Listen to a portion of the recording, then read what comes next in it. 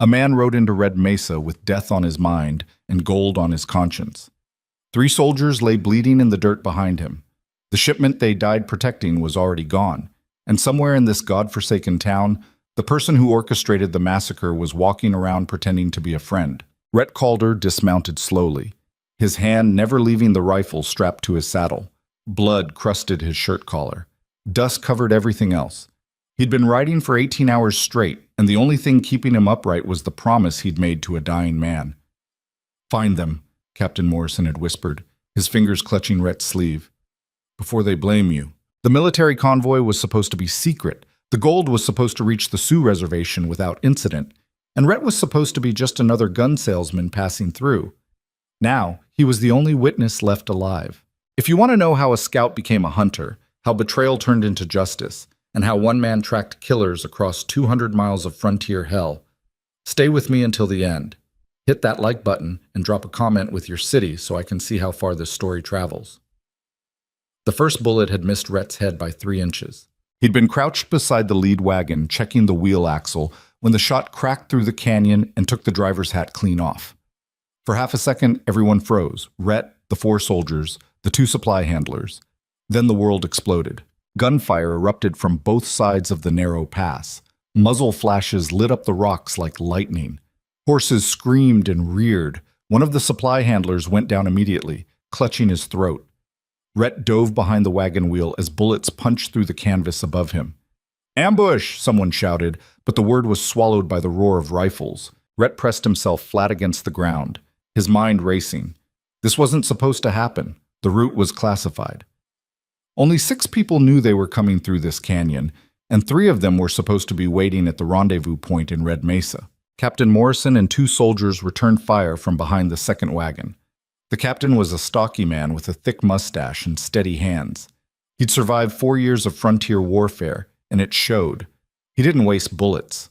Every shot he fired meant something. But they were outnumbered and pinned down. Rhett counted at least 8 attackers, maybe more. They had the high ground and patience. One by one, they picked off the convoy. A soldier stumbled backward with a hole in his chest. Another collapsed across the wagon tongue, his rifle clattering onto the rocks. Rhett crawled forward, dragging his Winchester with him. His orders had been clear: protect the shipment, stay in character, don't draw attention. But those orders didn't mean much with half the escort bleeding out in the dirt. He rose to one knee and fired 3 quick shots at a shadowy figure perched on the ridgeline. The figure jerked and tumbled down the slope in a cloud of dust. Rhett didn't wait to see if the man was dead. He dropped back down and scrambled toward Morrison. The captain was reloading, his hand slick with someone else's blood. "How many?" Rhett shouted over the gunfire. "Too many." Morrison slammed a fresh magazine into his rifle.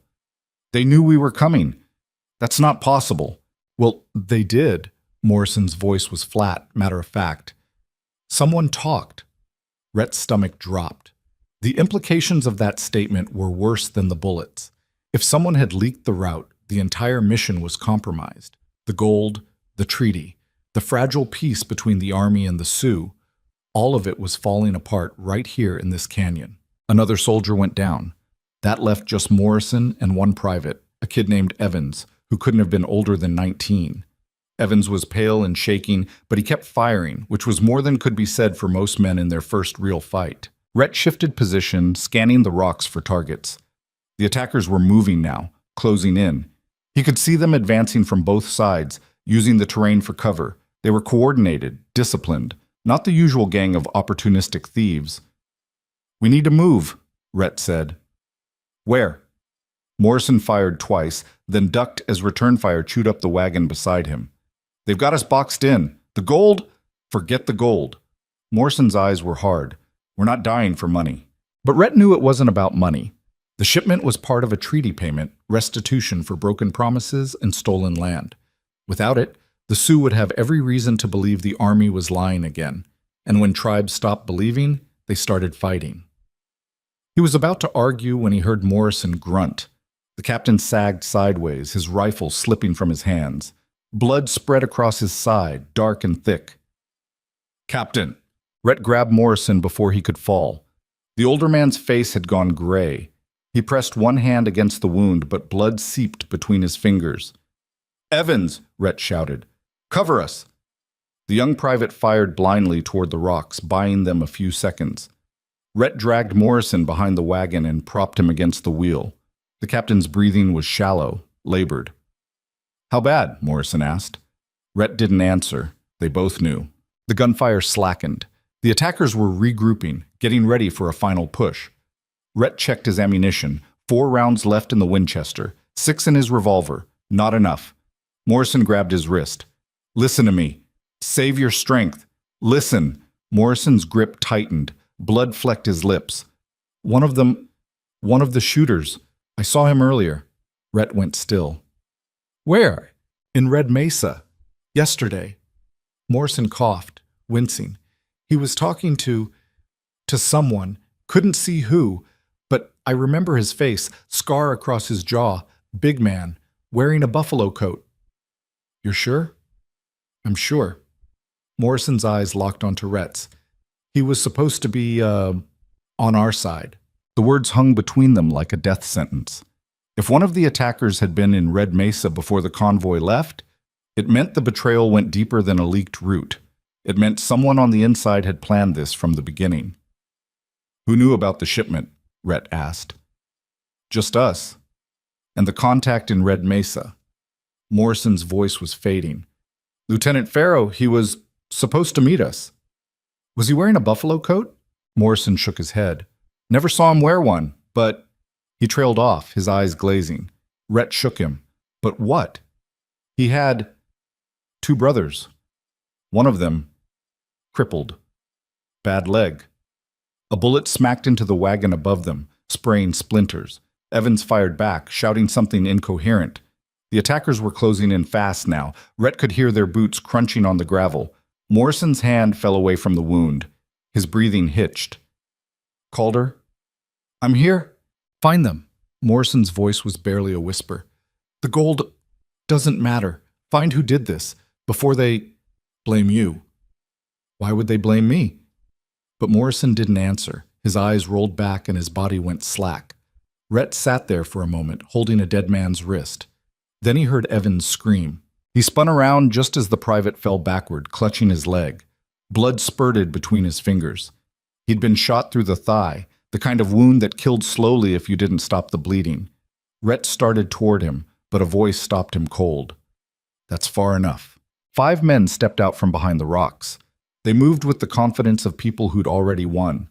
Their rifles were trained on Rhett's chest. One of them, a big man with a scarred jaw and a buffalo coat, grinned like he'd just won a poker hand.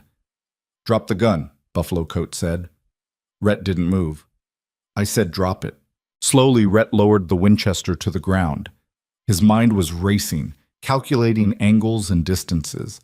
5 against 1. No cover. Evans bleeding out behind him. The odds were worse than bad.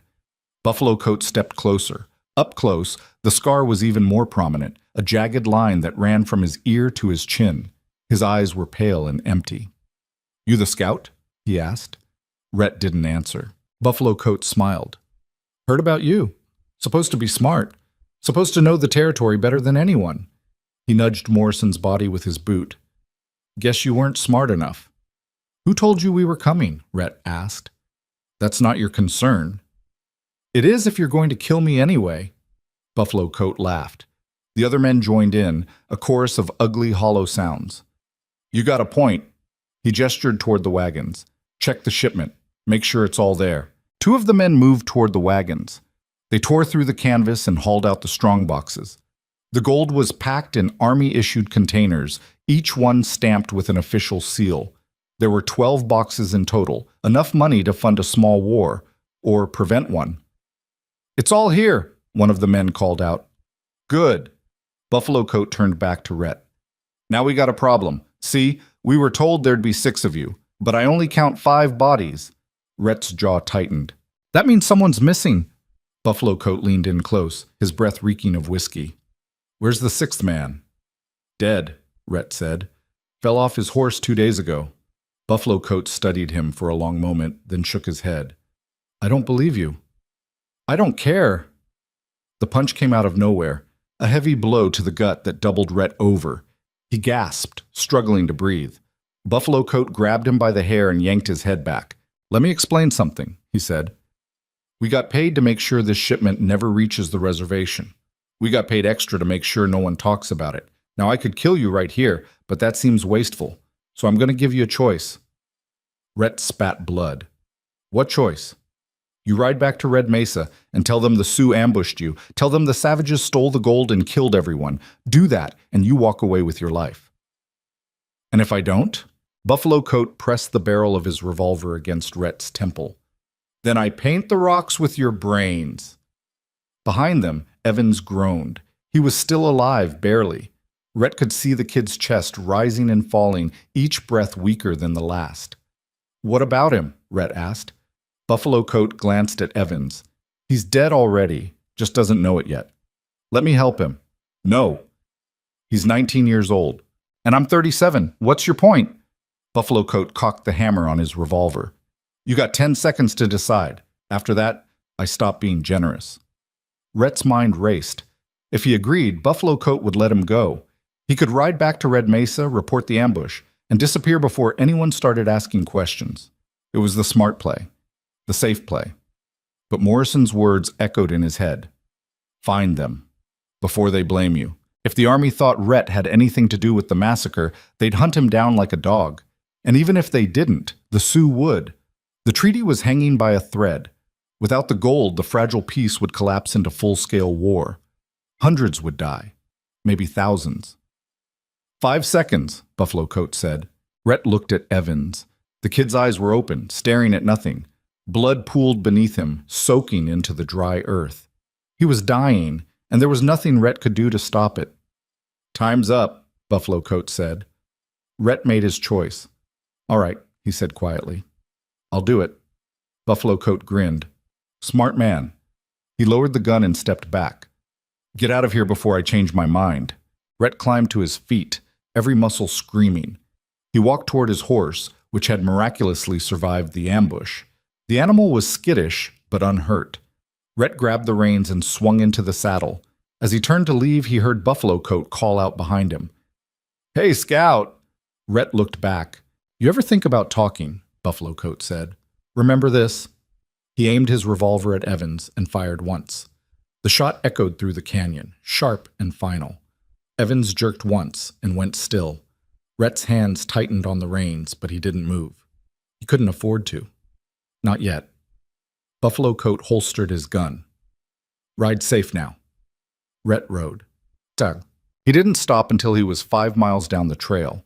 Then he dismounted, dropped to his knees, and vomited into the scrub brush. His hands were shaking, his vision blurred. He stayed there for a long time, breathing hard, trying to push the image of Evan's death out of his mind. When he finally stood up, the sun was setting. The horizon bled orange and red like the sky itself was wounded.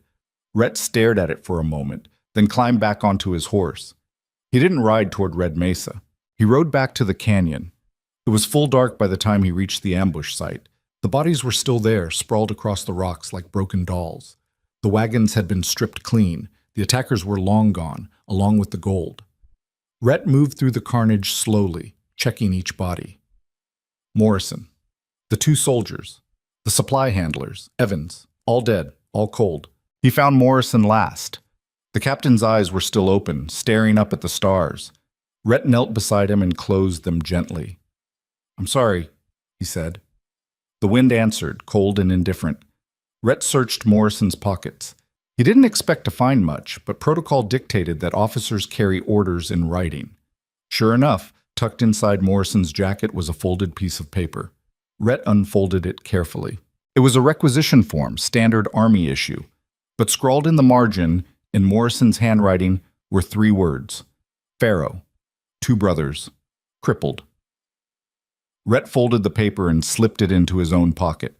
Then he stood and looked around the canyon one last time. Buffalo Coat had said one of the attackers was supposed to be on their side. Morrison had confirmed it. That meant Lieutenant Pharaoh, or someone close to him, was involved in the betrayal, which meant Rhett needed to get to Red Mesa before anyone realized he wasn't dead. He mounted his horse and rode through the night. Red Mesa wasn't much of a town. A handful of buildings clustered around a dusty main street. A saloon, a general store, a stable, and a jail. Maybe 300 people lived there, most of them ranchers or drifters passing through. It was the kind of place where everyone knew everyone, and strangers stood out like blood on snow. Rhett arrived just after dawn. The streets were empty except for a stray dog nosing through garbage. He tied his horse outside the stable and walked toward the saloon. His clothes were still stained with blood and dust. He looked like exactly what he was, a survivor of something terrible. The saloon was open but empty. A bartender stood behind the counter, wiping glasses with a dirty rag. He looked up when Rhett entered, his expression shifting from boredom to suspicion. "We don't open for another hour," the bartender said. Rhett ignored him. He walked to the bar and leaned against it, his legs threatening to give out. "Whiskey." "I just said whiskey." Rhett's voice was flat, exhausted. "Now." The bartender hesitated, then shrugged. He poured a shot and slid it across the bar. Rhett downed it in one gulp. The burn helped. Not much, but enough. "You look like hell," the bartender said. "I've been there." Rhett pushed the glass back. "Another." The bartender poured. "You in some kind of trouble?" "Maybe." "Well, this ain't the place for it. Sheriff don't like trouble." "Where's the sheriff?" "Sleeping, like most people." The bartender eyed Rhett's blood-stained shirt. "What happened to you?" "Ambush. Canyon about 20 miles east." The bartender's face went pale. "The army convoy?" Rhett nodded. "Jesus." The bartender set the bottle down with a heavy thud. "Anyone else make it?" "No." "What about the shipment?" "Gone." The bartender swore under his breath. He glanced toward the back room, then lowered his voice. "You better talk to the sheriff, right now." "Where's Farrow?" Rhett asked. The bartender froze. "Who?" "Lieutenant Farrow. He was supposed to meet the convoy." "Don't know anyone by that name?" Rhett studied the man's face. He was lying, badly.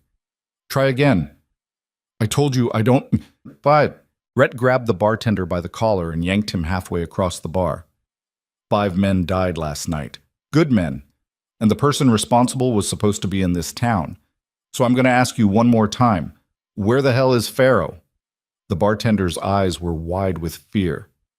"He left 2 days ago. Said he had business in Snake River." "Snake River?"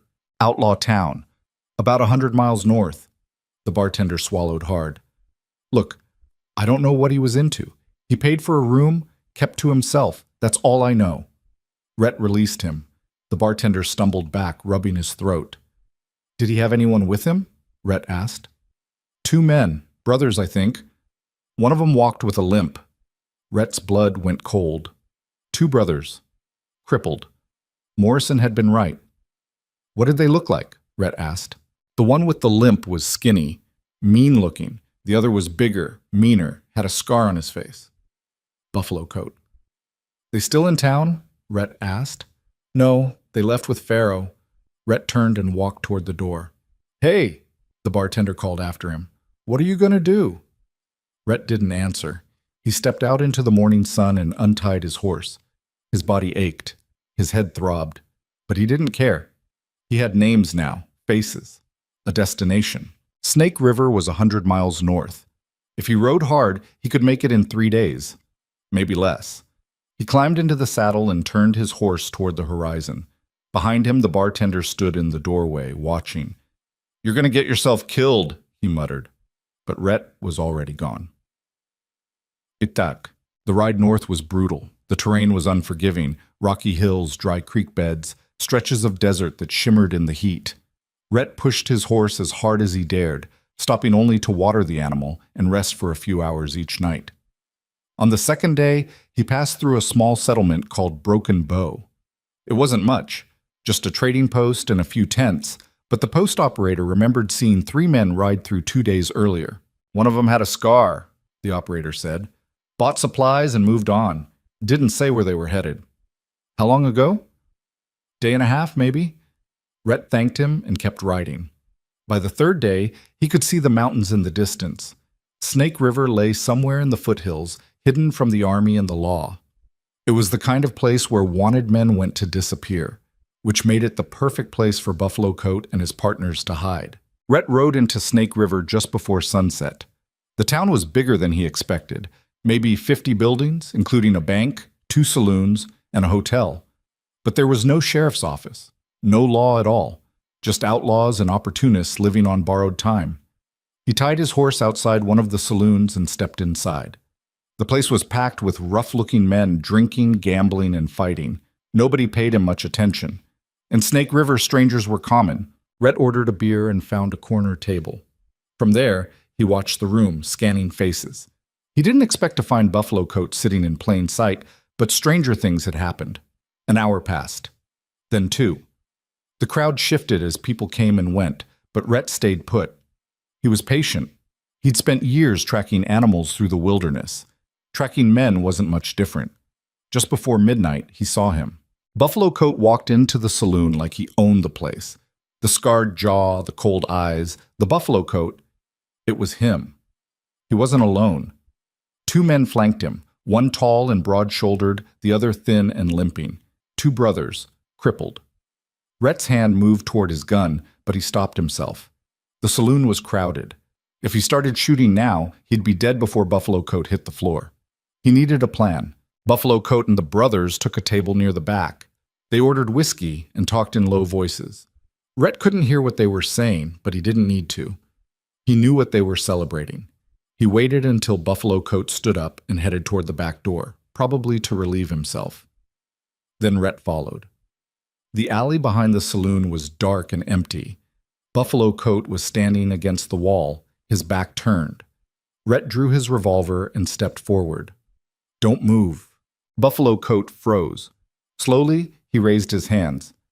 "I know that voice. Turn around." Buffalo Coat turned. When he saw Rhett, he smiled. "Well, I'll be damned. The scout. I thought I told you to ride back to Red Mesa." "You did." "So why are you here?" Rhett cocked the hammer on his revolver. "Because you killed the wrong man." Buffalo Coat's smile faded. "Which one?" "All of them." For a moment, neither man spoke. Then Buffalo Coat laughed, a low, bitter sound. "You came all this way for revenge? That's stupid. Noble, but stupid." "Where's the gold?" Rhett asked. "Safe." "I want it back." "It's not yours." "It's not yours either." Buffalo Coat shrugged. "Possession's 9/10 of the law, or didn't they teach you that in scout school?" Rhett took a step closer. "Who paid you to steal it?" "Now that," Buffalo Coat said, "is the real question, isn't it? Answer it." "Or what? You'll shoot me?" Buffalo Coat's grin returned. "Go ahead, pull that trigger. But you should know, my brothers are right inside. You kill me, they'll hear the shot, and then you'll have 2 more bodies to deal with." Rhett's finger tightened on the trigger. "Think about it," Buffalo Coat said. "Is it worth it, dying here in some shithole alley over money that was never going to reach the reservation anyway?" "What are you talking about?" Buffalo Coat's eyes gleamed. "You really don't know, do you? The gold was never meant for the Sioux. It was bait. The whole treaty was a setup." Rhett's grip on the gun wavered. "You're lying." "Am I?" Buffalo Coat leaned forward. "Ask yourself, why send a scout to protect a convoy? Why not a full company? Why keep the route secret?" He paused. "Because someone wanted it stolen." "Who?" "Figure it out, Scout." And then Buffalo Coat lunged. The move was fast, brutal. He knocked the gun aside and slammed his fist into Rhett's jaw. Rhett staggered back, stars exploding in his vision. Buffalo Coat followed up with a knee to the ribs, then grabbed Rhett by the throat and shoved him against the wall. "You should have stayed dead," Buffalo Coat growled. Rhett drove his elbow into Buffalo Coat's face. The big man grunted and loosened his grip. Rhett twisted free and brought his gun up, but Buffalo Coat was faster. He grabbed Rhett's wrist and slammed it against the wall. The revolver fell to the ground. They grappled in the darkness, trading blows. Rhett was smaller, but he was quick. He ducked under a punch and drove his shoulder into Buffalo Coat's chest, slamming him into the wall. Buffalo Coat snarled and headbutted him. Blood poured from Rhett's nose. Then the back door burst open. The 2 brothers stood in the doorway, their guns drawn. "Don't kill him," Buffalo Coat wheezed. "Not yet." The bigger brother stepped forward and slammed his pistol into the side of Rhett's head. Everything went black. Rhett woke to the taste of blood and dirt. His head throbbed where the pistol had connected, and when he tried to move, he realized his hands were tied behind his back. Rope bit into his wrists, his shoulders screamed from being twisted at an awkward angle. He was lying on a wooden floor. Somewhere nearby, men were talking. "Should have killed him in the alley," one voice said. It was nasal, high-pitched. The limping brother. "And have every drunk in that saloon hear the shot." That was Buffalo Coat. "Use your head, Merle. He followed us here. He knows who we are." "So what? He's one man. He's a scout, army trained. You saw what he did in the canyon. He survived when everyone else died. He survived because I let him." Buffalo Coat's voice was cold. "And now he's tied up on this floor bleeding. Don't sound too dangerous to me. What do we do with him?" That was the third brother, the bigger one. His voice was deep, slow. "We find out what he knows," Buffalo Coat said. "Then we decide." Rhett kept his eyes closed and focused on slowing his breathing. He needed them to think he was still unconscious. Through his eyelashes, he could make out the room, small, maybe 12 feet across. A single lantern hung from a beam. Shadows danced on the walls. There were no windows, which meant they were either in a basement or a back room. "How long's he been out?" Merle asked. "Hour, maybe." Buffalo Coat's boots scraped across the floor as he walked closer. "Wake him up." Someone kicked Rhett in the ribs. Pain exploded through his side, and he couldn't suppress the groan that escaped his lips. "There we go," Buffalo Coat said. "Good morning, Scout." Rhett opened his eyes. The three brothers stood over him. Buffalo Coat in the middle, Merle on the left with his twisted leg, and the big one, whose name Rhett still didn't know, on the right. All three had their guns drawn. "Comfortable?" Buffalo Coat asked. Rhett said nothing. "I asked you a question." "Go to hell." Buffalo Coat smiled. "Eventually, but not today." He crouched down so they were eye level. "Here's how this works. You answer my questions, and maybe, I let you live. You don't, and my brothers get creative. Merle here used to work in a slaughterhouse. He knows how to make things last." Merle grinned. His teeth were yellow and crooked. "First question," Buffalo Coat said. "Who else knows you're here?" "Everyone," Rhett said. Buffalo Coat hit him. It was a quick practice blow to the jaw that snapped Rhett's head sideways. Blood filled his mouth. "Try again," Buffalo Coat said. "Who else knows?" Rhett spat blood onto the floor.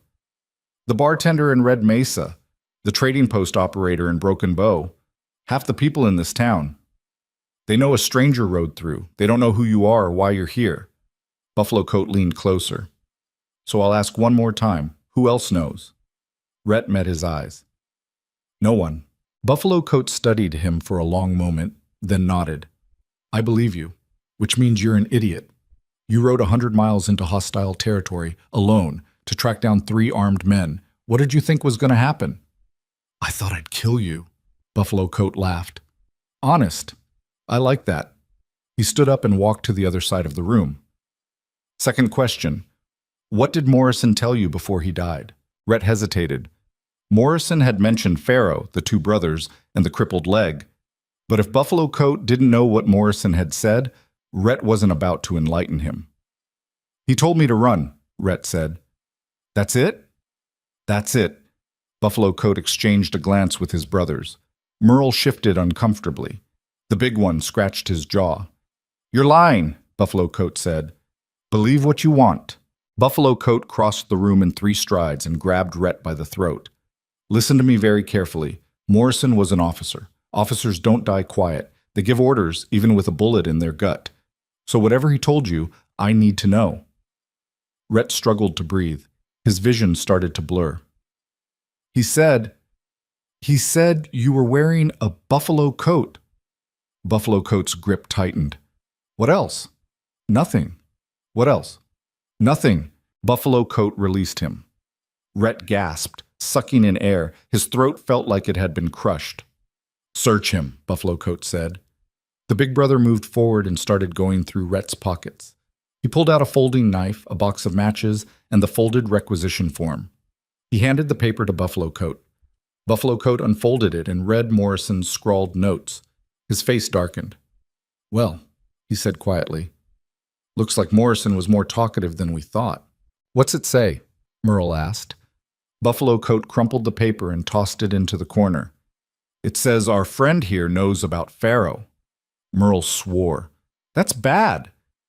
No, Buffalo Coat said. It's fine, because he's not going to live long enough to tell anyone. Wait, Merle limped forward. If he knows about Pharaoh, maybe he knows about the others. What others? Buffalo Coat said sharply. The ones who paid us. The officer. The politician. Buffalo Coat grabbed Merle by the shirt and slammed him against the wall. Shut your mouth. I'm just saying us. I know what you're saying, and I'm telling you to shut up. Buffalo Coat's voice was low, dangerous. We don't talk about them. Not here. Not anywhere. Merle nodded quickly. Buffalo Coat released him and turned back to Rhett. You hear that, Scout? There's people involved in this you don't even know about. People who could make your life very short. Shorter than it already is? Rhett asked. Buffalo Coat smiled. You got a mouth on you. I respect that. He drew his revolver and cocked the hammer. But respect don't stop bullets. If you're going to kill me, Rhett said, at least tell me why. Why steal the gold? Why kill those men? Money, Buffalo Coat said simply. We got paid $10,000 to make sure that shipment never reached the reservation. 10,000, Rhett shook his head. 5 men died for $10,000. 5 soldiers died, there's a difference. Not to me. Then you're in the wrong line of work. Buffalo Coat aimed the gun at Rhett's head. Any last words? Rhett looked him in the eye. Yeah, you made a mistake. What mistake? You left me alive the first time. Buffalo Coat's finger tightened on the trigger, and then someone knocked on the door. Buffalo Coat froze. The brothers looked at each other. The knock came again, louder this time. Who is it? Buffalo Coat called out. It's me. The voice was muffled but familiar. Open up. Buffalo Coat holstered his gun and walked to the door. He opened it a crack, then wider. A man stepped into the room, tall, thin, wearing a cavalry uniform. Rhett recognized him immediately. Lieutenant Pharaoh. Pharaoh looked at Rhett, then at Buffalo Coat. What's he doing here? He followed us, Buffalo Coat said. How? Doesn't matter. He's here now and he knows too much. Pharaoh crossed the room and stared down at Rhett. His face was hard, angular. He had the kind of eyes that never blinked. You're the scout. Calder, right? Rhett didn't answer. Morrison spoke highly of you, Pharaoh said. Said you were the best tracker he'd ever seen. Too bad you used those skills to dig your own grave. You set us up, Rhett said. You told them we were coming. I did more than that. Pharaoh crouched down. I planned the whole thing. The route, the timing, the ambush. It was perfect. Or it would have been if you hadn't survived. Why? Why do you think? The treaty was a farce. The Sioux were never going to honor it. So why give them gold they'd just used to buy guns? Better to keep the money and let nature take its course. Nature, Rhett said. You mean war. I mean survival. Pharaoh stood up. The frontier's changing. The old ways are dying. Men like Morrison, men who believe in honor and duty, they're relics. The future belongs to men who see things as they are. And what are they? Pharaoh smiled. Opportunities. Rhett felt something cold settle in his chest. Pharaoh wasn't just a traitor. He was a zealot. He believed every word he was saying. What now? Buffalo Coat asked. Kill him, Pharaoh said. Make it look like an accident, then get out of town. What about the gold? It's being moved tonight. You'll get your payment tomorrow. Buffalo Coat frowned. We were supposed to get paid yesterday. Plans changed. Why? Because I said so. Pharaoh's voice hardened. You got a problem with that? Buffalo Coat stared at him for a long moment, then shook his head. No problem. Good. Pharaoh turned to leave, then stopped. One more thing. The politician wants proof. Take something from the scout. A finger, a scalp. I don't care. Just something we can show him. Merle grinned. I can do that. Pharaoh left without another word. The door closed behind him and the room fell silent. Buffalo Coat looked at Rhett. Well, you heard the man. Any preferences? Rhett didn't answer. His mind was racing. Pharaoh had mentioned a politician. That meant this conspiracy went higher than a rogue lieutenant and a gang of outlaws.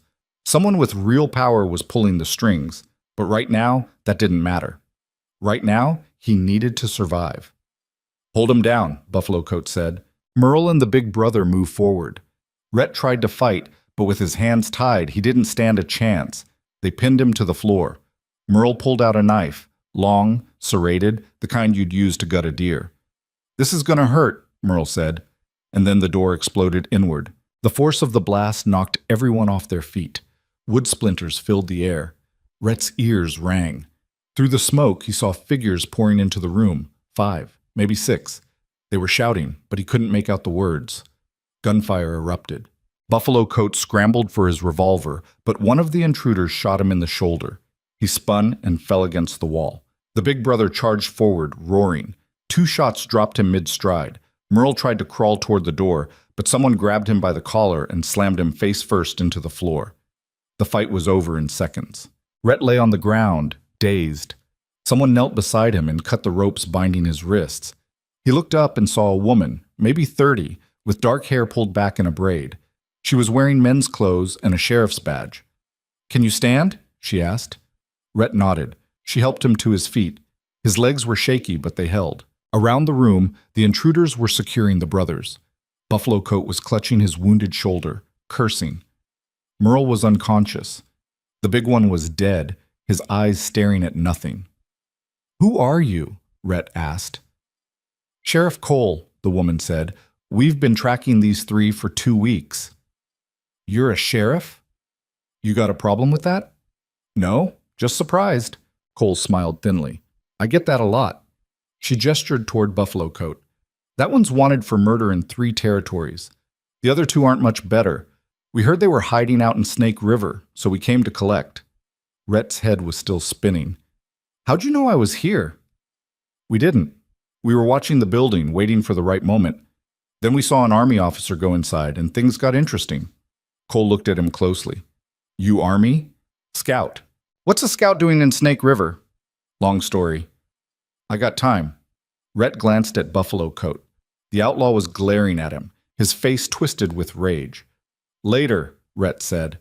"Right now, I need to talk to him." Cole raised an eyebrow. "About what?" "The gold they stole, and the people who paid them to do it." "That sounds like army business." "It is." Cole studied him for a moment, then nodded. "All right, but make it quick. I want to get these 3 locked up before someone decides to start a rescue party." Rhett walked over to Buffalo Coat. The outlaw spat blood at his feet. "You're a lucky man, Scout," Buffalo Coat said. "Luck had nothing to do with it." "Sure it did. Another 5 minutes and you'd be missing a finger." Rhett crouched down. "Where's the gold?" Buffalo Coat laughed.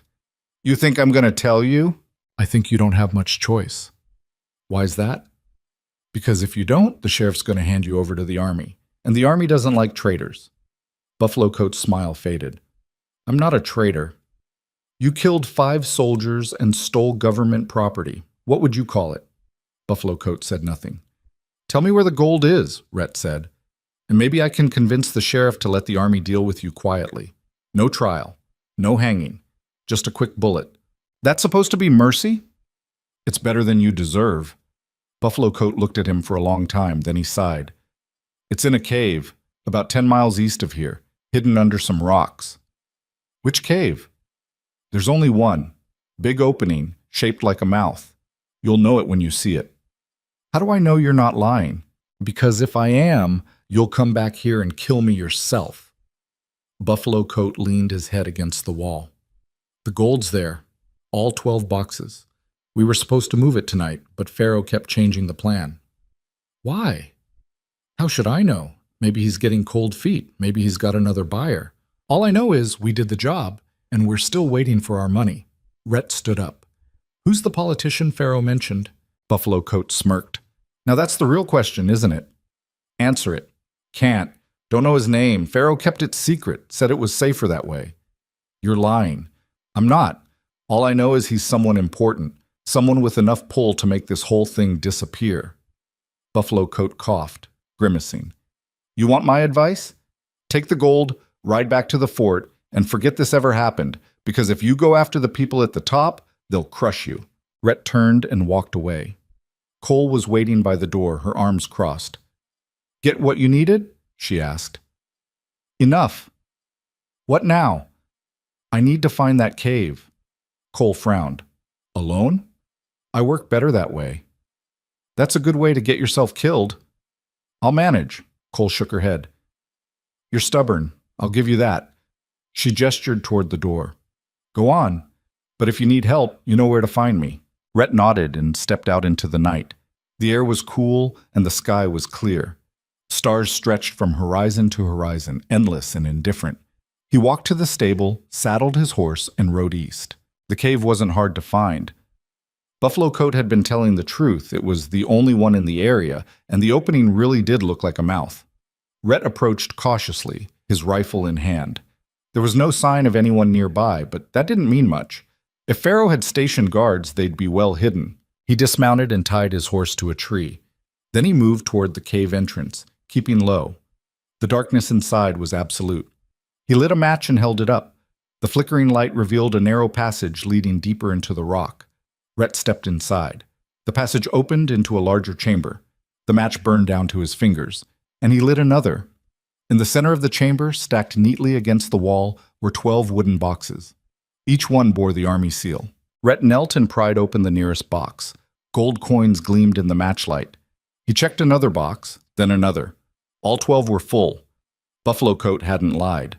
The gold was here. But as Rhett stood up, he noticed something strange.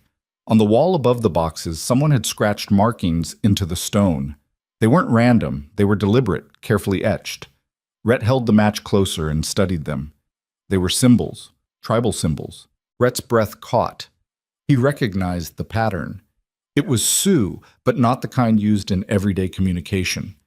These were the symbols scouts used to leave messages for each other, directions, warnings, meeting places. Morrison had taught him to read them years ago. Rhett traced the markings with his finger, translating as he went. Snake River. 3 nights, 2 brothers, crippled. His heart pounded. Morrison hadn't just told him about Pharaoh. He'd left a message. Somehow, before he died, Morrison had sent someone, a scout maybe, or a sympathetic soldier, to scratch these symbols into the cave wall. It was a backup plan, a way to make sure the truth got out even if Rhett died in the ambush. But there was more.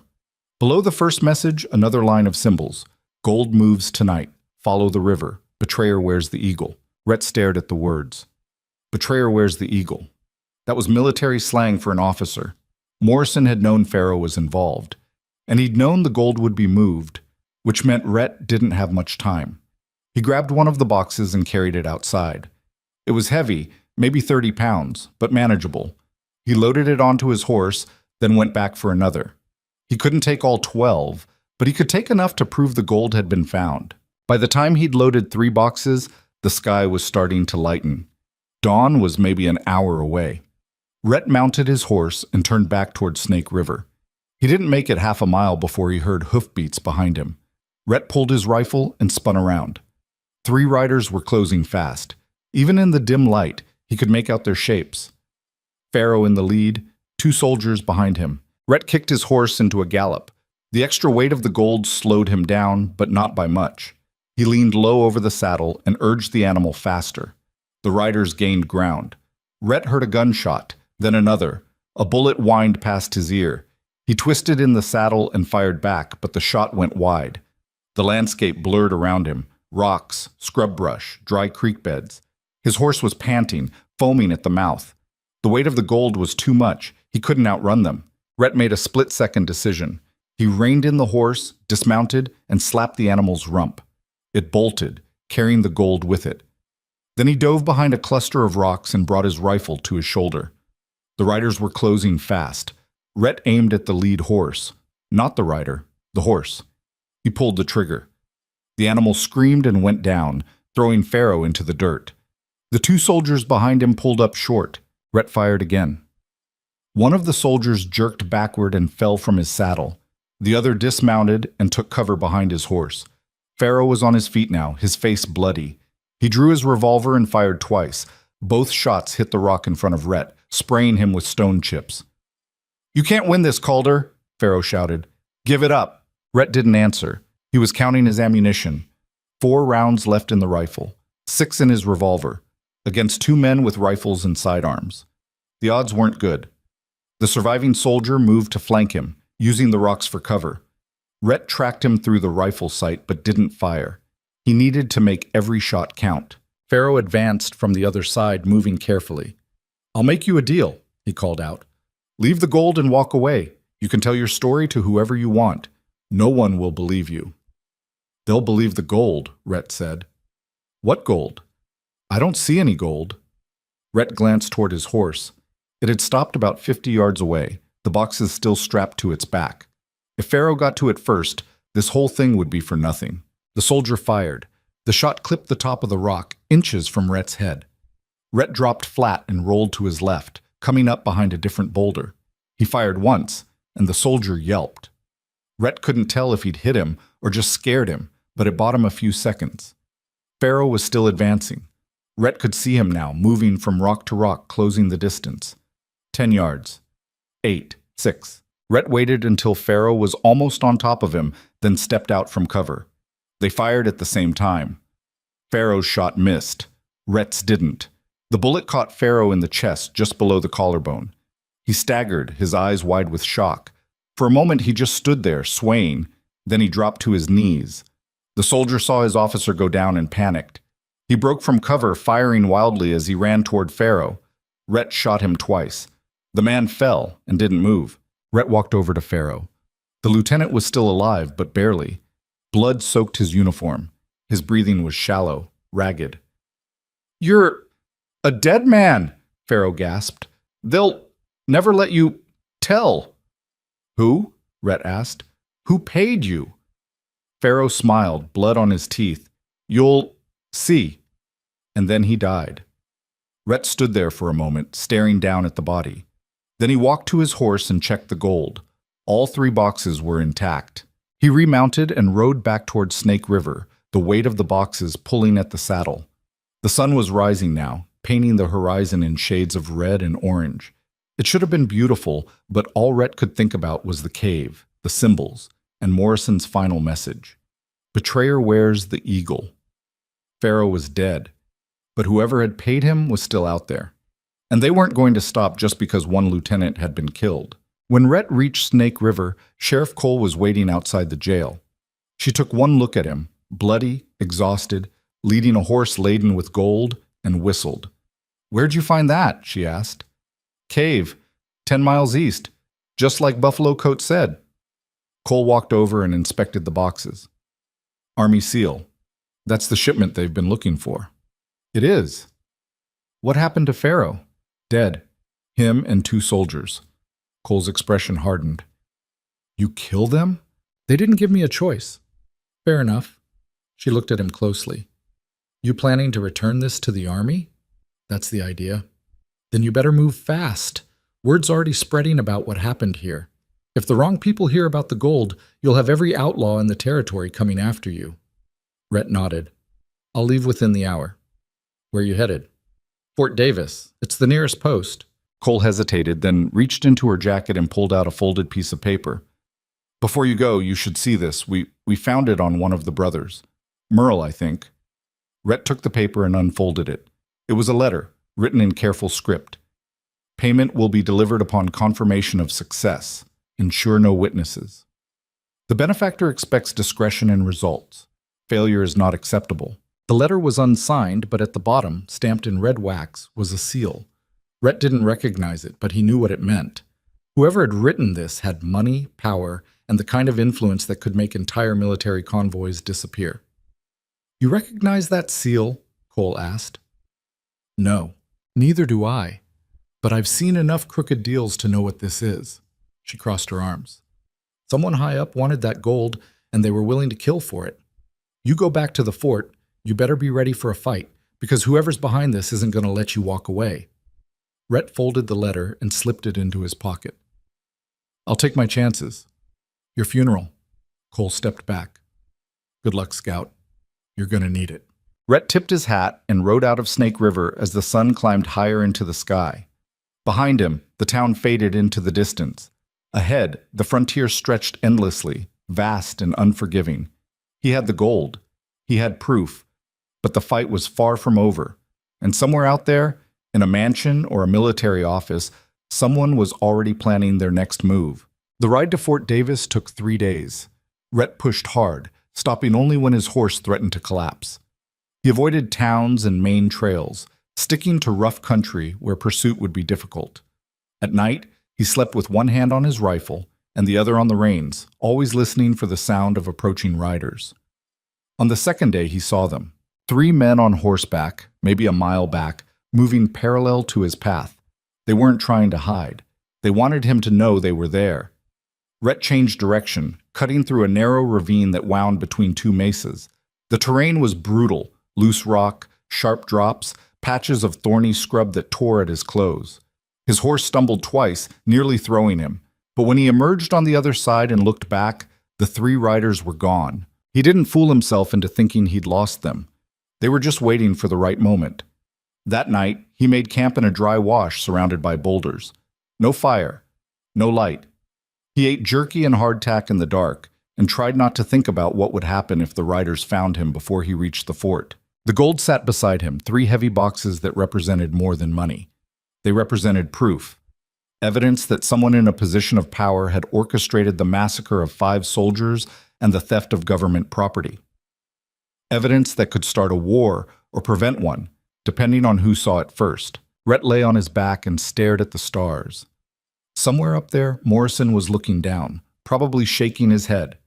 The captain had always told him that scouts were supposed to observe and report, not get involved. But Morrison had also been the kind of man who couldn't walk away from injustice, and Rhett supposed that's where he'd learned it. He closed his eyes and tried to sleep. But every sound made him reach for his rifle. A coyote howling, the wind rattling through the rocks, his own horse shifting its weight.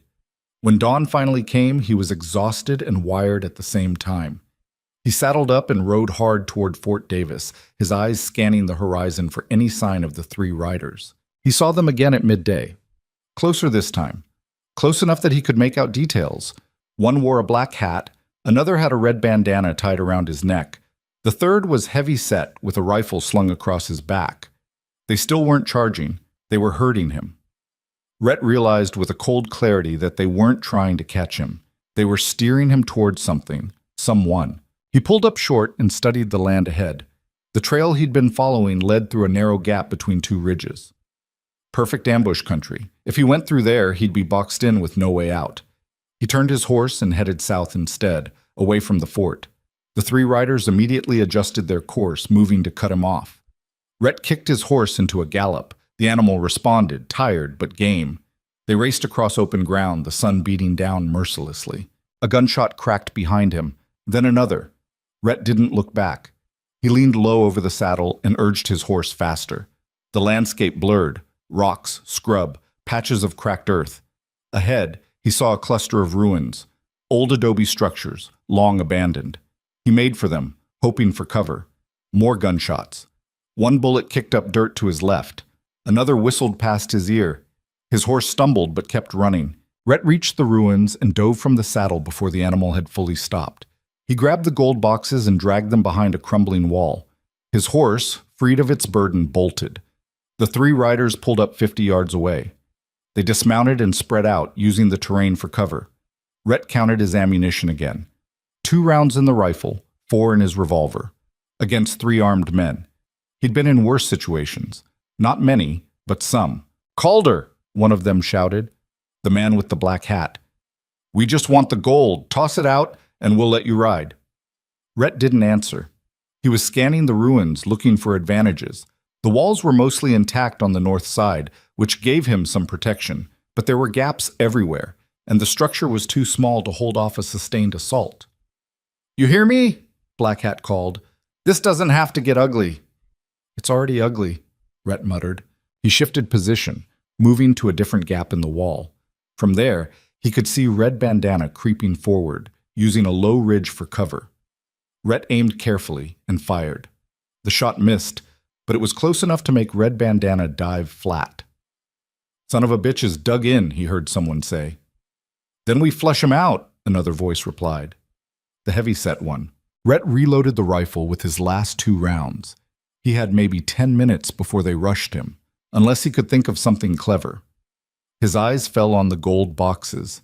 Each one weighed about 30 pounds, heavy enough to do damage if thrown properly. And if he couldn't keep the gold, he sure as hell wasn't going to let these three have it. He picked up one of the boxes and tested its weight. Then he stood, exposing himself for just a second, and hurled it toward Red Bandana's position. The box tumbled through the air and crashed into the ridge with a dull thud. Coins spilled out, glittering in the sunlight. Red Bandana froze, staring at the gold. "What the hell?" Black Hat said. Rhett threw the second box. It landed closer to Black Hat, splitting open on impact. More gold scattered across the ground. "He's throwing it away!" Heavyset shouted. For a moment, all three riders just stared at the gold. And in that moment of hesitation, Rhett grabbed the third box, sprinted to the opposite side of the ruins, and kept running.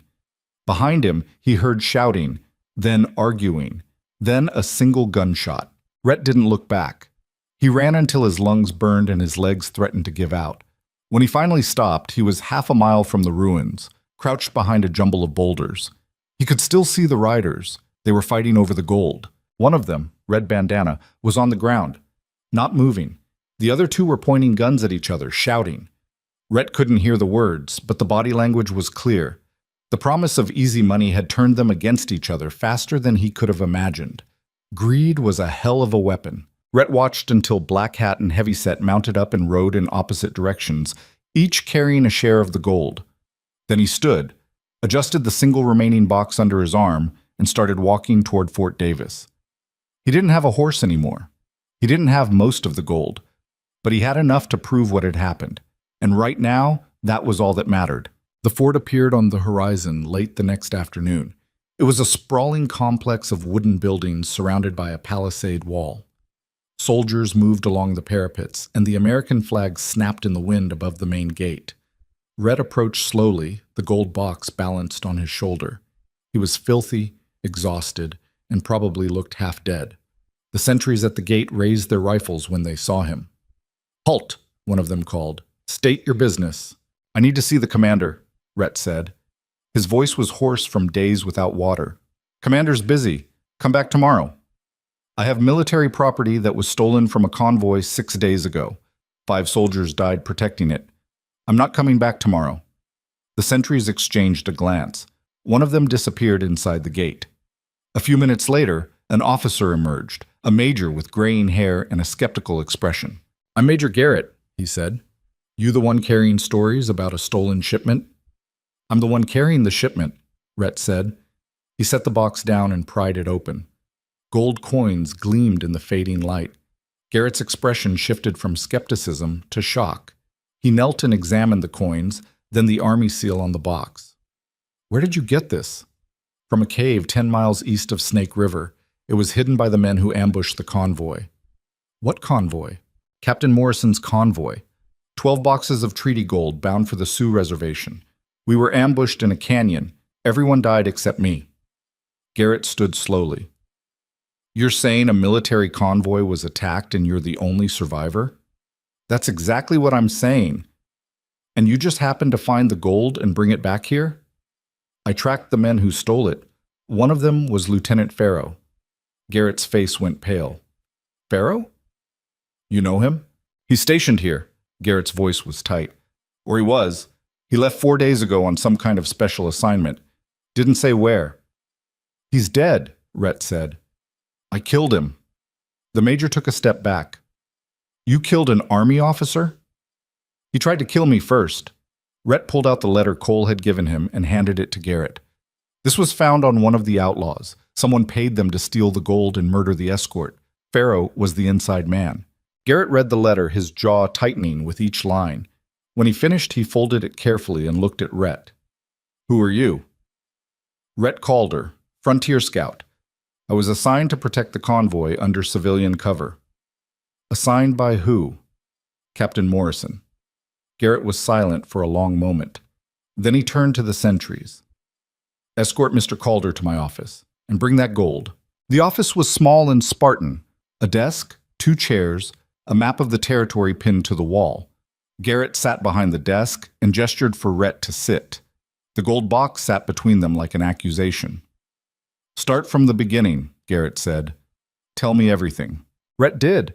He told him about the convoy, the ambush, Morrison's dying words.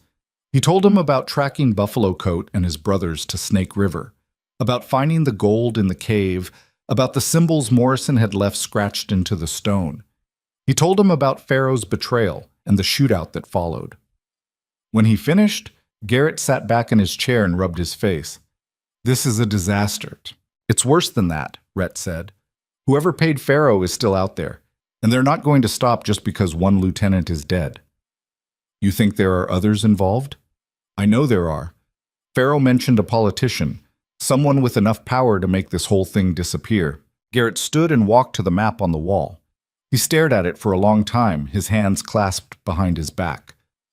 If what you're saying is true, we're looking at a conspiracy that goes all the way to the territorial government, maybe higher. That's my guess. And you have no idea who this politician is? Rhett pulled out the letter again and pointed to the seal. Whoever stamped this knows. Garrett examined the seal closely. I've never seen it before, but I know someone who might recognize it. He turned to Rhett. How long can you stay? As long as it takes. Good. Because I'm going to need you to repeat this story to a lot of people, and some of them aren't going to believe you. Rhett met his eyes. Let them try to prove me wrong. That night, Rhett was given quarters in the barracks. He washed, ate a real meal, and slept for 12 hours straight. When he woke, a corporal was standing by his bunk with a message. Major wants to see you, the corporal said. Right away. Rhett dressed and followed him to the command building. Garrett's office was more crowded than before. 3 other officers were present, along with a civilian, a thin, nervous-looking man with spectacles and ink-stained fingers. Mr. Calder, Garrett said. This is Colonel Dawson, Captain Reynolds, Lieutenant Marsh, and Mr. Whitmore, who serves as the territorial governor's clerk. Rhett nodded to each of them. Dawson was a hard-faced man with cold eyes. Reynolds looked bored. Marsh was young and eager. Whitmore looked like he'd rather be anywhere else. We've been reviewing your statement, Dawson said. It's quite a story. It's not a story, Rhett said. It's what happened. So you claim. Dawson walked over to the gold box, which sat on a side table. This is certainly military property, but that doesn't prove your version of events. What would you consider proof? Bodies, for one thing. You say you killed Pharaoh and 2 soldiers. Where are they? Where I left them, about 50 miles southeast of here. Convenient? Not really. If you want to ride out there and check, be my guest. Dawson's eyes narrowed. I don't appreciate your tone, Scout, and I don't appreciate being called a liar. Gentlemen, Garrett interrupted, we're all on the same side here. Are we? Dawson turned to him. This man walks in with wild accusations about a decorated officer, produces a single box of gold, and expects us to take his word for everything. For all we know, he's the one who stole the shipment. Then why would I bring it back? Rhett asked. Guilt? Fear? A crisis of conscience? Take your pick. Rhett stood up. I rode 100 miles into outlaw country to track down the men who killed 5 soldiers. I recovered the gold and killed the traitor responsible. And now you're sitting here questioning my motives because it's easier than admitting one of your own turned. Dawson stepped forward. Watch yourself, Scout. Or what? You'll have me arrested? Go ahead. But before you do, ask yourself who benefits if this gets swept under the rug. The room fell silent. Whitmore, the governor's clerk, cleared his throat nervously. May I speak? He asked. Dawson glared at him. Make it quick. Whitmore pulled out a handkerchief and dabbed his forehead. I may have some information relevant to this matter. Everyone turned to look at him. Go on, Garrett said. Whitmore swallowed. The seal on that letter, the one Mr. Calder provided. I've seen it before. It belongs to a man named Augustus Brennan. He's a territorial senator, very influential, very connected. Dawson's face went rigid. You're certain? Yes, sir. I've processed documents with that seal before. It's distinctive. And where's Senator Brennan now? Garrett asked. He's in the territorial capital, about 3 days' ride from here. Rhett looked at Garrett. That's your politician. Dawson shook his head. This is absurd. Augustus Brennan is a respected public servant. He wouldn't be involved in something like this. Why not? Rhett asked. He had motive. The treaty gold was meant to keep peace with the Sioux. If someone wanted war, if someone stood to profit from war, stealing that gold would be a good way to start one. And why would Brennan want war? I don't know, but I intend to find out. Dawson turned to Garrett. Major, I strongly advise against pursuing this any further. Accusing a senator without concrete evidence could have serious consequences. We have evidence, Garrett said. The letter, the seal, the testimony of a witness, the testimony of a scout with a grudge. Rhett stepped forward. I don't have a grudge. I have dead friends and a duty to see justice done. If that scares you, Colonel, maybe you should ask yourself why. Dawson's hand moved toward his sidearm. Reynolds and Marsh both tensed. For a moment it looked like violence was about to erupt in the middle of the command office. Then Whitmore spoke up again. There's one more thing, he said quietly. Everyone looked at him. Senator Brennan recently purchased a large tract of land along the northern border, prime grazing territory. But it's currently part of the Sioux reservation. Garrett's eyes widened. He's trying to grab reservation land. It would seem so, yes. If the treaty falls apart, the government would likely renegotiate the boundaries, and Senator Brennan would be in a position to acquire the land legally. Rhett felt a cold satisfaction settle over him. The pieces were falling into place. Brennan had paid Farrow and the outlaws to steal the gold, knowing it would provoke the Sioux and invalidate the treaty. Once war broke out, the army would push the Sioux back, and Brennan could swoop in and buy up the vacated land for pennies on the dollar. It was ruthless, calculated, and it had cost 5 good men their lives. We need to arrest Brennan, Garrett said. On what grounds? Dawson demanded. A seal on a letter that could have been forged. Hearsay from a clerk? On the grounds that he conspired to murder federal soldiers and steal government property, Rhett said. Dawson shook his head. You'll never make it stick. Brennan has friends in high places. The moment you move against him, they'll close ranks. Then what do you suggest? Garrett asked. Dawson was silent. Rhett looked at each of them in turn. You're all scared, he said. Scared of what happens if you go after someone powerful. Scared of losing your careers, your reputations, your lives. I get it. But while you're standing here afraid, Brennan is out there planning his next move, and if we don't stop him, more people will die. What do you propose? Marsh asked.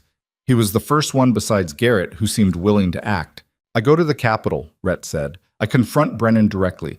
I make him confess. That's suicide, Reynolds said. Maybe. But it's the only way to get the truth. Garrett shook his head. I can't authorize that. It's too dangerous. I'm not asking for authorization. Rhett turned toward the door. I'm telling you what I'm going to do. Calder, wait. Rhett stopped. Rhett, Garrett walked over to him. If you're going to do this, you'll need help. Take Marsh with you. He's a good officer and a better shot. Marsh straightened. Sir? Consider it an assignment, Lieutenant. You're to accompany Mr. Calder to the Capitol and provide whatever assistance he requires. Yes, sir. Dawson started to protest, but Garrett cut him off. This conversation is over, Colonel. Dismissed. They left at dawn the next morning. Rhett and Lieutenant Marsh, riding side by side toward the territorial capital. The fort fell away behind them, and the open frontier stretched ahead. Marsh was quiet for the first few hours. Then, as they stopped to water the horses, he spoke. Can I ask you something? Go ahead. Why are you doing this? You could have taken the gold, disappeared, and lived like a king for the rest of your life. Rhett stared at the horizon. Because 5 men died trusting me to do the right thing, and I don't break promises. Marsh nodded slowly. Morrison was your captain, wasn't he? He was. I heard stories about him. They said he was one of the best. He was. Then I'm glad I'm riding with you. If you learned from him, I figure we've got a fighting chance. Rhett allowed himself a small smile. We'll see. They rode on. The capital came into view on the 3rd day. It was a sprawling city compared to the frontier towns Rhett was used to. Brick buildings, paved streets, electric streetlights. People moved with purpose, dressed in fine clothes, carrying newspapers and briefcases. Rhett felt out of place. He was covered in trail dust. His clothes were worn, and he smelled like horse sweat. But he walked into that city with his head high and his rifle on his shoulder, Lieutenant Marsh at his side. They found a hotel and took a room. Then Marsh went to scout the senator's residence while Rhett cleaned up and planned their next move. When Marsh returned, his expression was grim. "Brennan's place is a fortress," he said. "High walls, guards at every entrance, dogs patrolling the grounds. We're not getting in without an invitation." "Then we get an invitation," Rhett said. "How?" Rhett pulled out a piece of paper and started writing. When he finished, he handed it to Marsh. "Deliver this to Brennan. Tell his people it's urgent."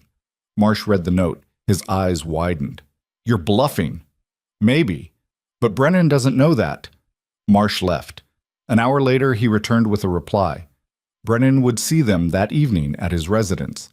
Rhett checked his revolver, made sure it was loaded, and slipped it into his holster.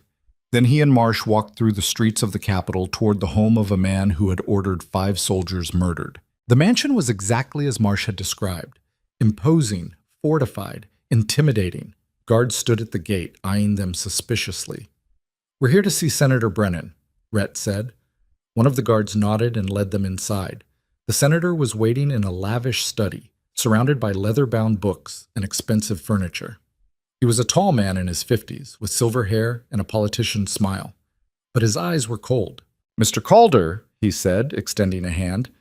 "I've heard so much about you." Rhett didn't take the hand. "I doubt that." Brennan's smile didn't waver. "Please, sit. Can I offer you a drink?" "I didn't come here for drinks." "No, I suppose you didn't." Brennan sat behind his desk and steepled his fingers. "You came here to accuse me of conspiracy and murder. Quite the accusation." "It's not an accusation. It's a fact." "Based on what? A letter with my seal? Anyone could have forged that." "Did they?" Brennan's smile finally faded. "Be very careful, Mr. Calder. You're making dangerous allegations against a man with considerable influence. 5 soldiers are dead. The gold they died protecting was stolen, and the man who orchestrated the whole thing was working for you." "Prove it," Rhett leaned forward. "I don't have to. You already know I'm right. The question is, what are you going to do about it?" Brennan stood and walked to the window. For a long moment, he said nothing. Then he spoke, his voice quiet. "Do you know what's wrong with this country, Mr. Calder? It's weak. We make treaties with savages, give them land that should belong to civilized people, and expect them to be grateful. Meanwhile, good men, white men, are forced to scrape by on nothing. So you decided to start a war. I decided to create an opportunity." Brennan turned to face him. "The Sioux were never going to honor that treaty. They were going to take the gold, buy weapons, and kill settlers. I simply accelerated the inevitable." "You murdered federal soldiers, casualties of progress." Rhett's hand moved to his gun, but Marsh grabbed his wrist. "Don't," Marsh whispered. "Not like this." Brennan laughed. "Your friend is smarter than you, Mr. Calder. You shoot me, and you'll hang.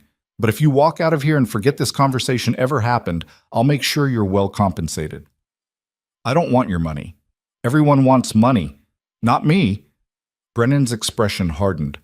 "Then what do you want?" "Justice." "Justice." Brennan shook his head.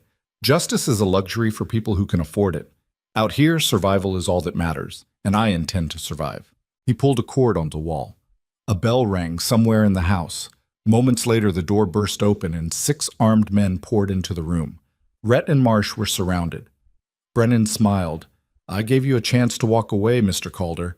You should have taken it." Rhett's hand was already on his revolver when Marsh spoke quietly beside him. 6 guns. 2 of us. Don't." The armed men spread out in a semicircle, their weapons trained on Rhett and Marsh. They were professionals, hired guns who knew how to handle themselves. Rhett recognized the type. Cold eyes, steady hands, no hesitation. Brennan walked behind his desk and sat down, his composure completely restored. "Gentlemen, please relieve our guests of their weapons." 2 of the guards stepped forward. One reached for Rhett's revolver. Rhett didn't resist. Fighting now would be suicide, and dead men couldn't bring murderers to justice. He let them take his gun, then his rifle. Marsh surrendered his sidearm without protest. "Smart choice," Brennan said. Now, we're going to have a conversation about what happens next. You mean the part where you kill us? Rhett asked. Kill you? No, Mr. Calder. That would be messy and unnecessary. Brennan opened a drawer and pulled out a leather folder. I'm going to offer you something better. A way out of this situation that benefits everyone. I doubt that. Brennan ignored him and opened the folder. Inside were several documents. He selected one and slid it across the desk. This is a contract. It states that you, Rhett Calder, were hired by certain parties to discredit me politically. That you fabricated evidence, forged documents, and made false accusations in exchange for payment. Rhett stared at the paper without touching it. You want me to confess to crimes I didn't commit. I want you to sign a statement that protects both of us.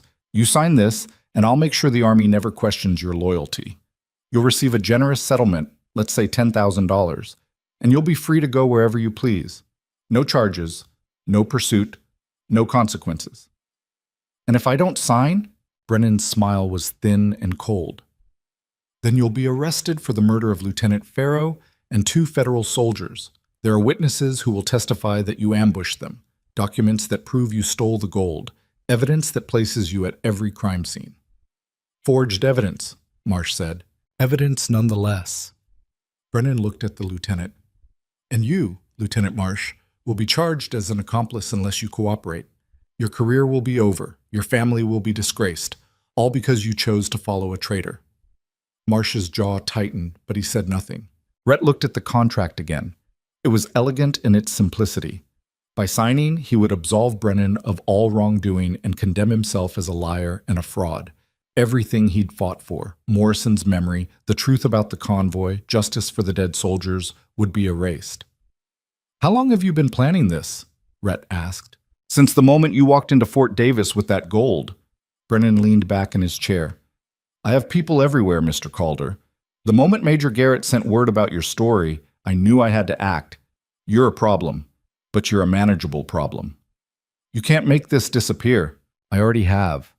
Lieutenant Farrow died in an unfortunate confrontation with outlaws.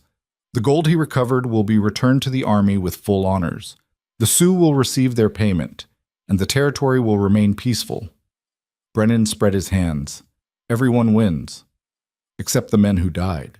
They died doing their duty. That's what soldiers do. Brennan's voice hardened.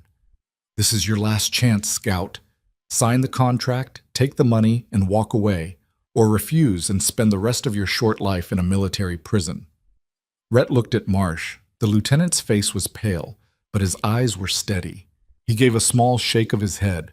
Whatever happened next, he wasn't going to cave to Brennan's threats.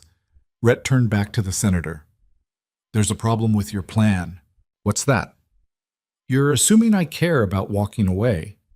Rhett stood slowly, his hands empty and visible. You're assuming I value my life more than the truth. But you're wrong. Because I made a promise to a dying man, and I'm going to keep it no matter what. Brennan's expression didn't change, but something shifted in his eyes. Calculation. Reassessment. Then you're a fool, Brennan said. Maybe, but I'm a fool with a witness. Rhett gestured toward Marsh. The lieutenant heard everything you just said. He heard you confess to conspiracy, to murder, to theft. You can forge all the documents you want, but you can't erase his testimony. Lieutenant Marsh will say whatever I tell him to say. Won't you, Lieutenant? Marsh met Brennan's gaze. No, sir, I won't. For the first time, Brennan's composure cracked. Anger flashed across his face. You're making a mistake, boy. Do you have any idea who I am? What I can do to you? I know exactly who you are, Marsh said quietly. You're a man who killed 5 soldiers to steal land from people you consider beneath you. You're a coward who hides behind money and power while better men die for your greed. Brennan stood abruptly. Get them out of here. Take them to the cellar and keep them there until I decide what to do with them. The guards moved forward. Rhett and Marsh were grabbed roughly and hauled toward the door. As they were dragged out of the study, Rhett caught one last glimpse of Brennan standing by his desk, his face twisted with fury. They were taken down a narrow staircase into a basement that smelled of damp stone and mildew. The room was small, maybe 10 feet square, with a single barred window near the ceiling. The guards shoved them inside and locked the heavy wooden door behind them. Rhett heard the bolt slide into place. Then footsteps retreating up the stairs. Then silence. He walked to the window and looked out. It was too small for a man to fit through, and the bars were solid iron. The walls were thick stone. No obvious way out. "Well," Marsh said, sitting down on the floor, "that went about as badly as it could have." "Could have been worse." "How?" "We could be dead." Marsh laughed bitterly. "Give it time. I don't think Brennan's planning to keep us around." Rhett examined the door. It was heavy oak, reinforced with iron bands. The hinges were on the outside, which meant they couldn't be removed from inside. He pressed his shoulder against it experimentally. It didn't budge. "What are you doing?" Marsh asked. "Looking for a way out." "There isn't one. This is a holding cell. Brennan probably uses it for people who need to disappear quietly." Rhett turned and studied the room more carefully. There was nothing inside except dust and cobwebs. No furniture, no tools, no loose stones in the walls. Whoever had designed this place had done it well. He sat down next to Marsh and leaned against the wall. "Tell me about Brennan." "What do you want to know?" "Everything. How long has he been a senator? Who are his allies? What's his weakness?" Marsh thought for a moment. "He's been in office for 6 years. Before that, he was a land speculator, made a fortune buying and selling frontier property. He's connected to half the powerful men in the territory, judges, army officers, business owners. If he says jump, they ask how high." "What about enemies?" "Plenty, but they're all too scared to move against him. Anyone who tries ends up ruined or dead." "What about the governor?" "Weak. Brennan basically controls him through bribes and blackmail." Rhett was quiet for a moment. "Then we need to go higher." "Higher than the governor?" "Federal. If we can get word to Washington, to someone who isn't in Brennan's pocket, we might have a chance." "And how exactly do you plan to do that from a locked cellar?" "I'm working on it." Hours passed. The light through the window faded from afternoon gold to evening gray. Rhett paced the room, checking every corner, every stone, every inch of the door. He found nothing useful. Marsh watched him for a while, then spoke. "Can I ask you something?" "Sure." "Why didn't you just sign the contract, take the money and disappear? No one would have blamed you." Rhett stopped pacing. "Morrison would have. Morrison's dead." "That doesn't change anything." Rhett sat down again. "When I was younger, maybe 17, I got lost in the mountains during a winter storm. I was tracking elk, got turned around, and by the time I realized I was in trouble, it was too late. No shelter, no fire, temperature dropping fast. I thought I was going to die out there." "How'd you survive?" "I didn't. Morrison found me. He was scouting the area, saw my tracks, and followed them until he found me half frozen under a tree. He carried me 10 miles back to camp on his back." Rhett looked at Marsh. "He saved my life that day. And when I asked him why he risked his own life for a stupid kid who got himself lost, he said it was because good men don't leave people behind." Marsh nodded slowly. "So you're not leaving him behind?" "I can't, even if it costs me everything." They sat in silence after that, each lost in his own thoughts. Rhett's mind kept returning to the conversation in Brennan's study. The senator had been so confident, so certain that his money and power could make any problem disappear. But confidence could be a weakness. Overconfidence could be fatal. The question was how to exploit it. Night fell. The basement grew dark except for a faint sliver of moonlight through the window. Rhett heard footsteps above them, guards moving around, voices talking in low tones. He counted at least 4 distinct sets of footsteps. Too many to fight, even if they had weapons. Around midnight, he heard something else. A door opening. Someone descending the stairs. The bolt on their door slid back and the door swung open. A guard stood in the doorway, silhouetted by lamplight. "You, scout, come with me." Rhett stood. "Where?" "Senator wants to talk to you." "Alone." Marsh started to rise, but the guard pointed a gun at him. "Not you, just him." Rhett looked at Marsh. The lieutenant's face was tight with worry, but he nodded slightly. They didn't have a choice. Rhett followed the guard up the stairs and through the mansion. The place was different at night, darker, quieter, more menacing. Shadows pooled in corners. The expensive furniture looked skeletal in the dim light. The guard led him to a different room this time. Not the study, but a parlor with a fireplace and comfortable chairs. Brennan was sitting by the fire, a glass of whiskey in his hand. He looked tired. The confident politician from earlier was gone, replaced by something harder and more dangerous. "Sit down, Mr. Calder," Brennan said. Rhett sat. The guard remained by the door, his hand on his weapon. Brennan took a sip of whiskey and stared into the fire. "I've been thinking about our conversation, about what you said." "Which part?" "The part about promises." Brennan looked at him. "You really believe that keeping a promise to a dead man is worth dying for?" "I do." "Why?" "Because it's all we have. Honor, integrity, our word, take those away, and we're just animals." Brennan smiled sadly. "That's naive, Mr. Calder. We are animals, smart ones, but animals nonetheless. And animals do whatever they have to do to survive." Morrison didn't believe that. Neither do I. And where did Morrison's beliefs get him? Dead in a canyon with a bullet in his gut. Brennan leaned forward. "I'm going to tell you something, Scout. Something I've learned in 30 years of business and politics. The world doesn't care about honor. It doesn't reward integrity. It rewards strength, cunning, and the willingness to do what others won't. That's a sad way to live. It's a realistic way to live." Brennan set down his glass. "I didn't start out like this, you know. When I was young, I believed in fairness and justice and all those noble ideas, but life taught me differently. I watched good men fail while scoundrels prospered. I saw honest people crushed by systems designed to favor the corrupt. And I realized that if I wanted to survive, I had to become the kind of man who does the crushing." "So you murdered 5 soldiers. I made a difficult decision for the greater good." "Your good, you mean?" Brennan's jaw tightened.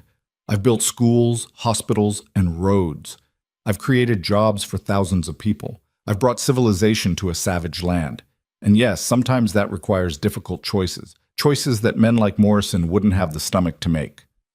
Morrison had more courage in his little finger than you'll ever have. Brennan stood abruptly. "You don't understand anything. You're just a scout, a tracker. You follow trails and kill animals. You have no idea what it takes to build something lasting." "I know what it takes to destroy it." Rhett met his eyes. "You can justify it however you want. You can tell yourself you're building something, but in the end, you're just a murderer who killed good men for land." Brennan's hand moved to his pocket. For a moment, Rhett thought he was reaching for a weapon. Instead, he pulled out a folded piece of paper. "This is a telegram," Brennan said. "It arrived an hour ago, from Washington." He unfolded it and read aloud. "Federal investigation into territorial corruption to begin within 2 weeks. All relevant officials to prepare records and testimony for review. Signed, Department of the Interior." Brennan crumpled the paper and threw it into the fire. "Someone in the Capitol sent word about you, about the gold, about the allegations against me, and now Washington is getting involved." Rhett felt a surge of hope. "You're finished." "Maybe.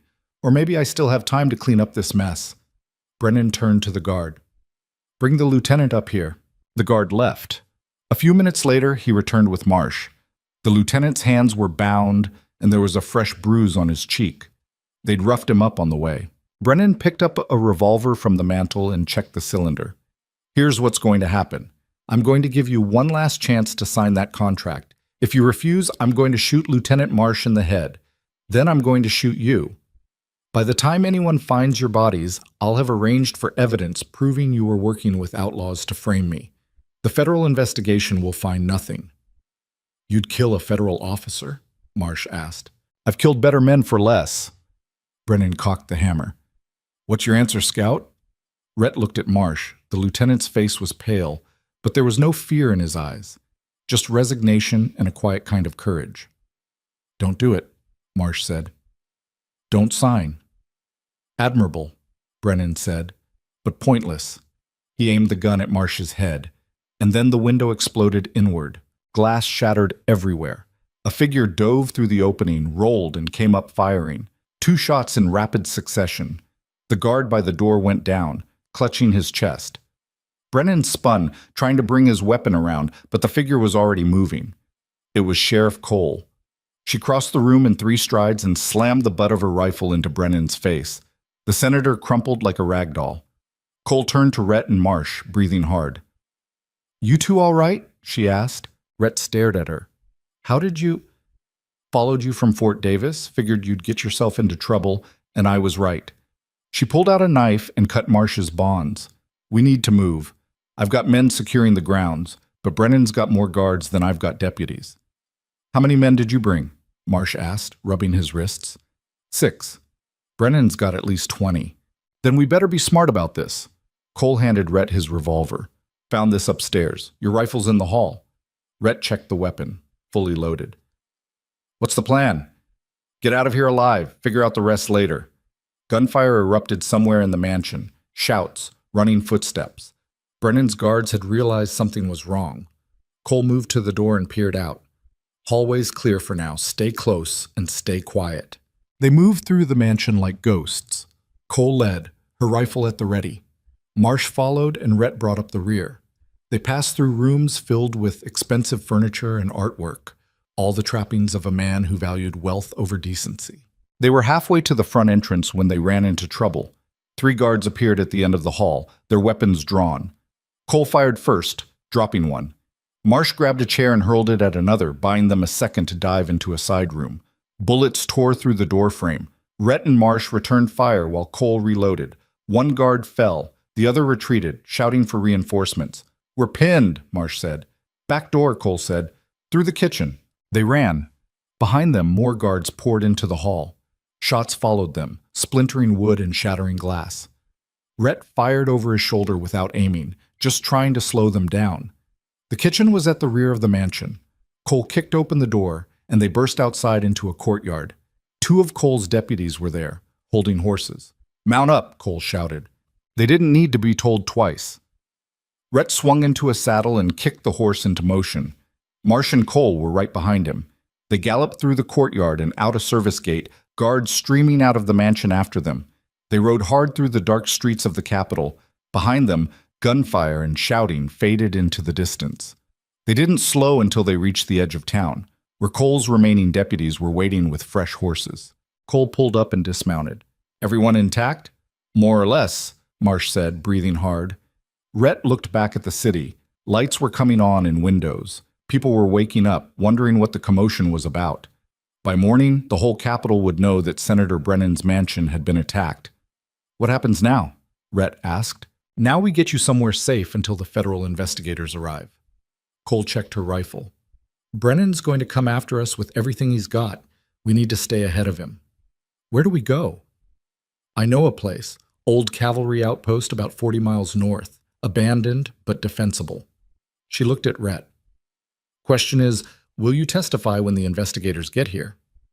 I'll testify. Even if Brennan tries to kill you first? Especially then. Cole smiled grimly. Good, because we just kicked a hornet's nest, and those hornets are going to be mighty angry. They rode through the night, pushing the horses as hard as they dared. By dawn, they reached the outpost Cole had mentioned. It was exactly as she'd described. Abandoned, run down, but surrounded by clear sight lines that made it easy to defend. Cole's deputies set up a perimeter while Rhett and Marsh collapsed inside the main building. They hadn't slept in days. Every muscle ached, but they were alive, and they had a chance. 3 days later, the federal investigators arrived. They came in force, a dozen marshals backed by 2 companies of regular army troops. They set up headquarters at Fort Davis and immediately began collecting testimony. Rhett told them everything. The ambush, the chase to Snake River, Pharaoh's betrayal, Brennan's confession. He showed them the letter with Brennan's seal. He gave them the names of everyone involved, Buffalo Coat, Merle, the guards at Brennan's mansion. Marsh corroborated every detail. So did Cole and her deputies. The investigators listened, took notes, and asked hard questions. But they believed the evidence. By the end of the week, arrest warrants had been issued for Senator Augustus Brennan and 23 of his associates. Brennan tried to run. He made it as far as the territorial border before federal marshals caught up with him. They found him in a small town, holed up in a boarding house with a suitcase full of money and forged documents. He went quietly, his confidence finally shattered. The trial lasted 3 weeks. The prosecution laid out a meticulous case: documents, testimony, physical evidence. They proved that Brennan had conspired with Pharaoh and the outlaws to steal the gold, that he'd ordered the murder of federal soldiers, and that he'd tried to cover it up by framing Rhett. The defense argued that Brennan was being persecuted for political reasons, that Rhett and his allies were lying, that the evidence was manufactured. The jury deliberated for 4 hours. When they returned, the foreman stood and read the verdict. Guilty on all counts. Brennan showed no emotion. He simply stared straight ahead as the judge sentenced him to hang for treason and murder. The execution was scheduled for 2 weeks later. Rhett didn't attend. He'd seen enough death. Instead, he rode out to the canyon where Morrison and the others had died. He stood at the spot where the captain had fallen and looked up at the sky. "I kept my promise," he said quietly. "It's done." The wind was his only answer, but somehow it was enough. When he returned to Fort Davis, Major Garrett was waiting for him. "The Army wants to give you a commendation," Garrett said, "for your service in recovering the gold and exposing the conspiracy." "I don't want a commendation." "I figured you'd say that." Garrett handed him an envelope. "This is from the Sioux Council. The gold was delivered to the reservation last week. The treaty stands. They wanted you to know that your actions prevented a war." Rhett opened the envelope. Inside was a single eagle feather and a note written in careful English. "To the scout who kept his word. You are a friend to our people." He stared at the feather for a long time, then carefully tucked it into his jacket. "What will you do now?" Garrett asked. "Keep moving, I guess. That's what scouts do." "You could stay. The Army needs men like you." Rhett shook his head. "I'm not Army, never really was." Garrett extended his hand. "Then good luck, Mr. Calder, and thank you." Rhett shook it. Then he walked out of Fort Davis for the last time, climbed onto his horse, and rode toward the horizon. Behind him, the fort faded into the distance. Ahead, the frontier stretched endlessly, full of danger and possibility. And somewhere out there, other men like Morrison were dying for causes they believed in.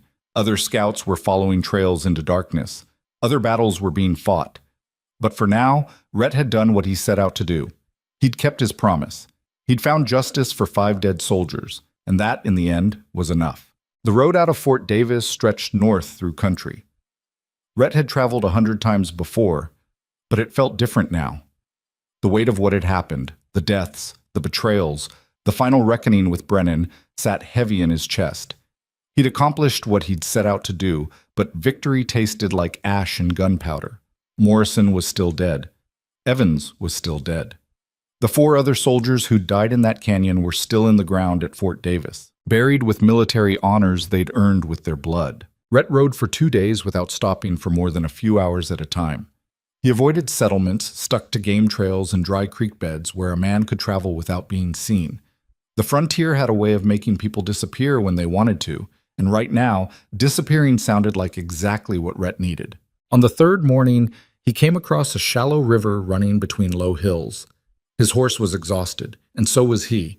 He made camp under a cottonwood tree and let the animal drink while he washed the trail dust from his face and hands. The water was cold and clear, and for a few minutes, Rhett just sat there with his feet in the current, watching the sun climb higher. That's when he heard the wagon. It was coming from the east, rattling and creaking over the rough ground. Rhett stood and walked to where he could see the trail. A single wagon pulled by 2 tired-looking mules.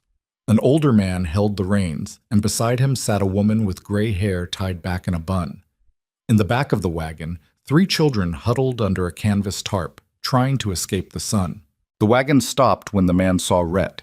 His hand moved toward a rifle propped beside the seat, but he didn't pick it up, just kept his fingers near it. "Morning," the man called out. His voice was cautious. "Morning," Rhett replied. He kept his hands visible, away from his gun. "You alone out here?" "Just me and my horse." The man studied him for a long moment, then seemed to relax slightly. "We're headed west, looking for land to homestead. You know if there's any trouble ahead?" Rhett thought about that. Trouble was everywhere on the frontier. Outlaws, hostile tribes, corrupt officials, men who saw other people as obstacles to be removed. But this family didn't need to hear about all that. "Nothing worse than usual," Rhett said. "Stay on the main trails. Don't camp alone if you can help it. And if anyone asks about money or valuables, tell them you've got nothing." The woman leaned forward. "Are you a lawman?" "No, ma'am. Just someone who's been around." "You look like you've been through something hard," she said quietly. Rhett didn't know how to answer that, so he just nodded. The man cleared his throat. "We've got some food. Not much, but we could spare a little if you're hungry." "I appreciate it, but I'm fine." One of the children poked her head out from under the tarp. A girl, maybe 8 years old, with tangled blonde hair and curious eyes. "Are you a scout?" she asked. "I was." "Did you fight Indians?" "Sometimes, but mostly I just tried to keep people from killing each other." The girl thought about that. "Did it work?" Rhett smiled sadly. "Sometimes." The man picked up the reins. "We should get moving. Long way to go before dark." He tipped his hat. "Safe travels, mister." "You too." The wagon rolled on. Rhett watched it disappear over a rise, carrying that family toward whatever future they hoped to build. People like them were the reason men like Morrison had fought. They were the reason Rhett had tracked killers across 200 miles and risked his life to expose a conspiracy. Not for glory or recognition, but because decent people deserved a chance to live without being crushed by the greed and cruelty of men like Brennan. Rhett mounted his horse and rode west. 3 weeks later, he reached the Sioux reservation. He didn't plan on stopping. The last thing he wanted was to draw attention to himself. But as he skirted the southern edge of the territory, he saw a group of riders approaching. They weren't hostile, just curious. The lead rider was a young man, maybe 25, with long black hair and a weathered face. He raised one hand in greeting. "You're the scout," he said. It wasn't a question. Rhett reined in his horse. "Word travels fast. The council wanted to meet you, to thank you." "That's not necessary." "They think it is." The young man gestured toward the cluster of lodges visible in the distance. "Will you come?" Rhett hesitated. He'd spent years moving between two worlds, the white settlements and the tribal lands, and he'd never fully belonged to either.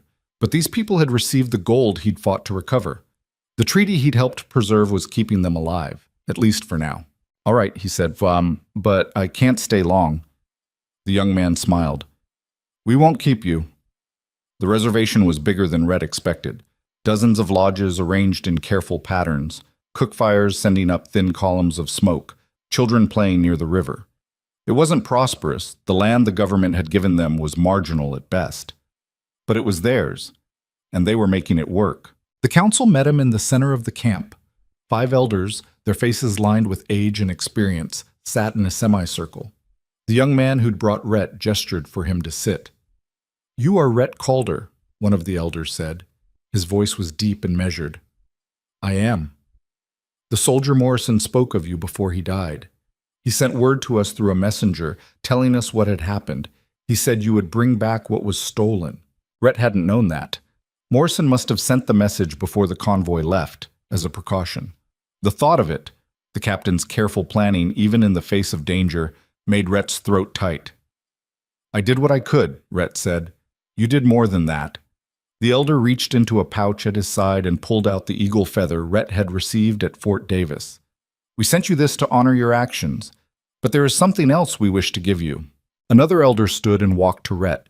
He carried a leather cord with a small stone pendant, turquoise, carved in the shape of a bear. "This belonged to my brother," the elder said. "He was a scout, like you. He died protecting our people from men who wanted to take our land. I think he would want you to have it." Rhett took the pendant carefully. The stone was smooth and cool in his palm. "I can't accept this." "You can, and you will." The elder placed a hand on Rhett's shoulder. "You are a bridge between worlds. You speak our language. You understand our ways. But you also understand the white man's world. Men like you are rare. Men like you are needed. I don't know if I'll ever come back this way." "Then carry that stone with you. Let it remind you that there are people who remember what you did, who are alive because you kept your word." Rhett slipped the cord over his head. The pendant settled against his chest, next to the eagle feather tucked in his jacket. They shared a meal after that: roasted venison, cornbread, berries. The elders told stories about Morrison, about other soldiers who had treated them with respect instead of contempt. They talked about the treaty, about their hopes that it would last, though none of them seemed truly confident it would. "The white men will come for this land eventually," one elder said. "They always do. But maybe, if we are lucky, we will have a few more years of peace." "What will you do if they break the treaty?" Rhett asked. The elders looked at each other. Then the oldest one spoke. "We will do what we have always done: survive, adapt, endure. Our people have been here for generations. We will be here for generations more, no matter what the white man does. Rhett admired their resilience, even as he recognized the tragedy beneath it. These were people who had been pushed to the margins, who had watched their land stolen and their way of life destroyed, and yet they refused to give up. It was a kind of courage that didn't come from winning battles. It came from refusing to be broken. When Rhett left the reservation the next morning, the young man who'd first greeted him rode with him to the edge of the territory.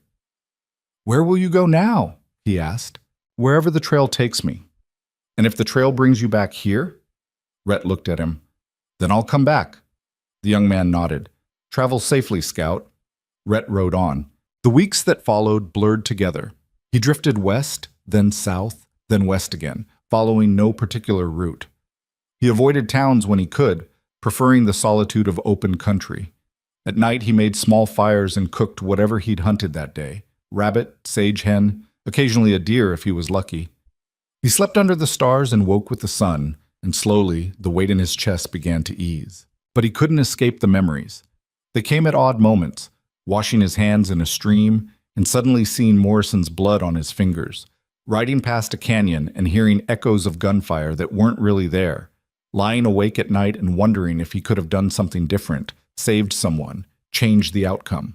He knew those thoughts were pointless. The past couldn't be changed, but that didn't make them easier to live with. One evening, camped near a stand of juniper trees, Rhett pulled out the pendant the elder had given him. He turned it over in his hands, studying the carved bear. In some tribes, the bear represented strength and protection. In others, it symbolized introspection and solitude. Rhett figured it could mean both. He thought about the elder's words. Men like you are needed. But needed for what? He'd done what he set out to do. He'd exposed the conspiracy, brought the guilty to justice, prevented a war. What more could anyone ask of him? The answer, he realized, was nothing. No one was asking him to do anything. The question was what he was going to ask of himself. Morrison had spent his life serving others, protecting settlers, maintaining peace, doing the hard work that kept civilization from collapsing into chaos. He'd died doing it, and in his final moments, he'd asked Rhett to carry on that work by finding the truth about the ambush. Rhett had done that, but maybe Morrison had been asking for something more. Maybe he'd been asking Rhett to be the kind of man who didn't walk away when things got hard, who didn't disappear into the wilderness and pretend the world's problems weren't his responsibility. Rhett stared into the fire for a long time. Then he stood, kicked dirt over the flames, and mounted his horse. 2 days later, he rode into a small settlement called Broken Creek. It wasn't much: a general store, a blacksmith, a saloon, and maybe 20 houses scattered along a dirt road. The kind of place that survived on the edge of nowhere through sheer stubbornness. Rhett tied his horse outside the general store and went inside. The proprietor was a middle-aged man with a round face and nervous eyes. "Help you?" he asked. "Just need some supplies: flour, beans, coffee if you've got it." "I've got it." The man started gathering items. "You passing through?" "That's the idea." "Might want to pass through quick. We've been having trouble." Rhett looked up. "What kind of trouble?" "Ranchers to the north think they own everything. Been pushing people off their land, burning homesteads. Sheriff won't do anything because the ranchers pay him. Last week, they killed a man who tried to stand up to them." "Why don't people fight back?" "With what? Most folks here are farmers and shopkeepers. They're not gunfighters." The proprietor wrapped the supplies in paper and set them on the counter. "That'll be $2. Rhett paid him and picked up the bundle. He was halfway to the door when he stopped. "These ranchers," he said. "How many are there?" "Maybe a dozen. But they've got hired guns. Men who kill for money." Rhett thought about that. He thought about the family in the wagon, heading west to find land. He thought about the Sioux elders, fighting to hold on to what little they had left. He thought about Morrison, dying with a bullet in his gut because he'd refused to let injustice stand. He set the bundle back down on the counter. "Where can I find the sheriff?" he asked. The proprietor's eyes widened. "You're not thinking of getting involved?" "Just answer the question." "Office is down the street, but like I said, he's on the rancher's payroll. He won't help you." "I'm not looking for help." Rhett walked out of the store and down the street to the sheriff's office. It was a small building with barred windows and a tin star nailed to the door. He pushed it open and went inside. The sheriff was sitting behind a desk, his boots propped up, reading a newspaper. He was a big man, soft around the middle, with a drooping mustache and lazy eyes. He looked up when Rhett entered. "Help you?" he asked, not bothering to take his feet off the desk. "I hear you've got a problem with ranchers terrorizing homesteaders." The sheriff's expression didn't change. "That's not how I'd describe it. How would you describe it?" "Business dispute. Nothing for strangers to worry about. 5 people are dead. That's more than a business dispute." The sheriff finally lowered his feet and sat forward. "Who the hell are you?" "Someone who thinks sheriffs should do their jobs." The sheriff stood slowly. He was tall, probably 6'3", and used to intimidating people with his size. "You need to leave, now." "Make me." The sheriff's hand moved toward his gun. Rhett was faster. He drew his revolver and aimed it at the sheriff's chest before the man's fingers even touched his holster. "I wouldn't," Rhett said quietly. The sheriff froze. Sweat beaded on his forehead. "You're making a big mistake, friend." "I've made bigger." Rhett gestured toward the gun. "Take it out, slow, 2 fingers. Set it on the desk." The sheriff did as he was told, his face red with anger and humiliation. "Now sit down," Rhett said. The sheriff sat. "Here's what's going to happen," Rhett said. "You're going to tell me everything about these ranchers, how many there are, where they operate, who their leaders are. And then you're going to stay out of my way while I deal with them." "You can't deal with them. They've got 20 guns." "Then I'll need to be smart about it."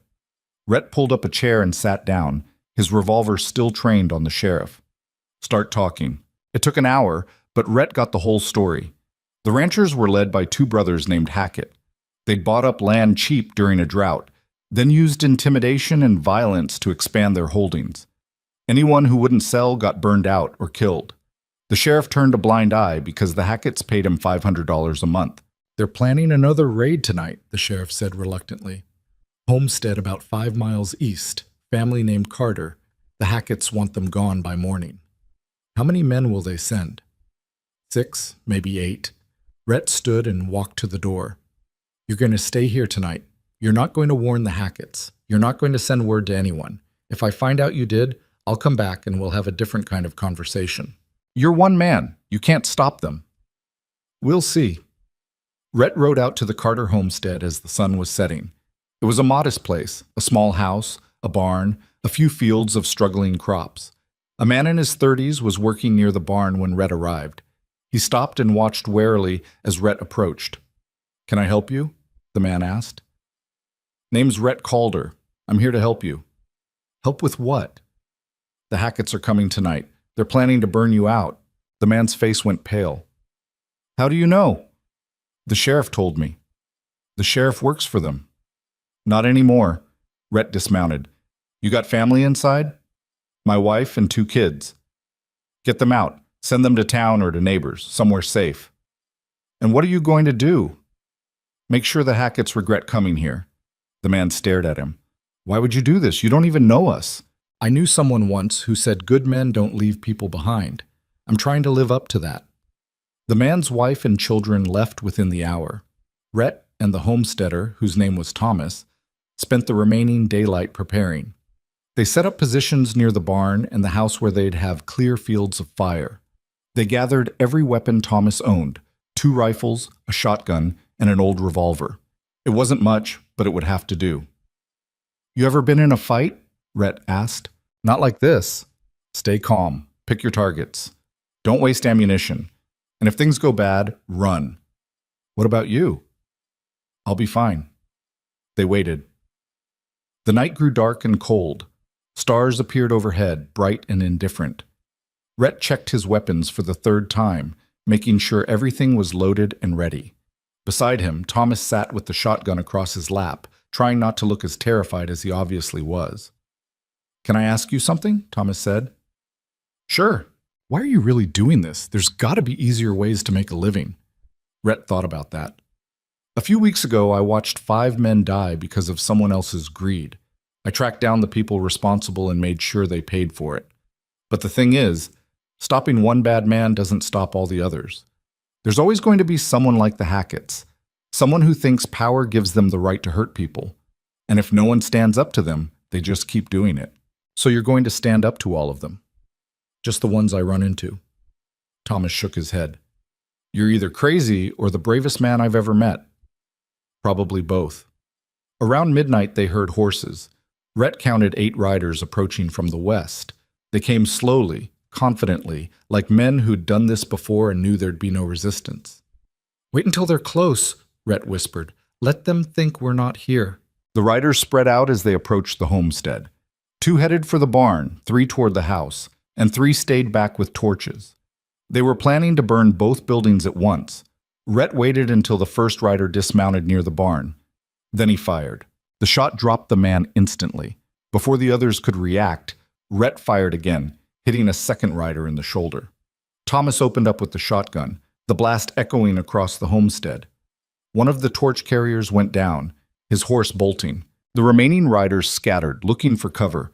Rhett moved positions, running low to the house. He fired from a window, forcing 2 riders to take cover behind a water trough. Thomas kept shooting from the barn, his shots wild but effective at keeping the attackers pinned. For several minutes, it was chaos. Gunfire, shouting, horses screaming. Rhett's world narrowed to targets and timing. He wasn't thinking about Morrison or Brennan or the canyon anymore. He was just a scout doing what scouts did, surviving. One of the riders tried to rush the house. Rhett shot him through the doorway. Another attempted to circle around back but ran straight into Thomas's line of fire. The shotgun roared and the man fell. The remaining attackers realized they were outmatched. They retreated, dragging 2 wounded men with them. Within minutes, the homestead was quiet again, except for the ringing in Rhett's ears and the sound of Thomas breathing hard in the barn. Rhett walked out into the open, his rifle ready. 3 bodies lay scattered around the property. The rest had fled. He checked each body to make sure they were dead, then walked to the barn. Thomas was sitting on the ground, shaking. "We did it," he said, almost disbelieving. "We did." "What happens now?" "Now you get your family back, and the Hacketts find out they can't push people around anymore." Thomas looked up at him. "Will you stay? Help us make sure they don't come back?" Rhett thought about it. He thought about the road stretching endlessly ahead, about the solitude of the frontier, about the freedom of having no ties and no responsibilities. Then he thought about Morrison's words. Good men don't leave people behind. "I'll stay for a while," Rhett said, "long enough to make sure things settle down." He stayed for 2 months. During that time, word spread about what had happened at the Carter homestead. The Hacketts tried one more raid, this time on a different family. Rhett was ready. He ambushed the attackers with a group of armed homesteaders, killing 3 and capturing 2 more. The survivors rode back to the Hackett ranch and told their bosses that the territory wasn't as easy to control as it used to be. The Hacketts never came back. The homesteaders held a gathering to celebrate. They roasted a pig, played music, and danced under the stars. Thomas insisted that Rhett attend, though he spent most of the evening sitting on the edge of the celebration, watching. Thomas sat down beside him with 2 cups of whiskey. "You look like you're at a funeral instead of a party," Thomas said. "Just thinking." "About what?" "About how temporary this all is. We stopped the Hacketts, but there'll be others. There always are. Maybe. But right now, tonight, people are safe. Kids are playing. Families are together. That's because of what you did." Rhett took a sip of whiskey. "I didn't do it alone." "No, but you started it. You showed people they didn't have to be victims." Thomas clinked his cup against Rhett's. "That matters." Rhett supposed it did. The next morning, he saddled his horse and prepared to leave. A crowd had gathered, Thomas and his family, other homesteaders, even a few people from town. They thanked him, shook his hand, offered him money he refused. "Where will you go?" Thomas asked. "Don't know yet. Just somewhere. You'll always have a place here if you need it." "I appreciate that." Rhett climbed into the saddle. The morning sun was just breaking over the hills, painting the world in shades of gold. He looked at the faces of the people who'd gathered, ordinary people trying to build ordinary lives in an extraordinary place, and he felt something he hadn't felt in a long time. Not pride exactly, not satisfaction, just a quiet sense that maybe, in some small way, he was doing what he was supposed to be doing. He turned his horse and rode west. The frontier stretched ahead of him, vast and unforgiving. There would be more corrupt officials, more violent men, more families in need of help. The work would never be finished.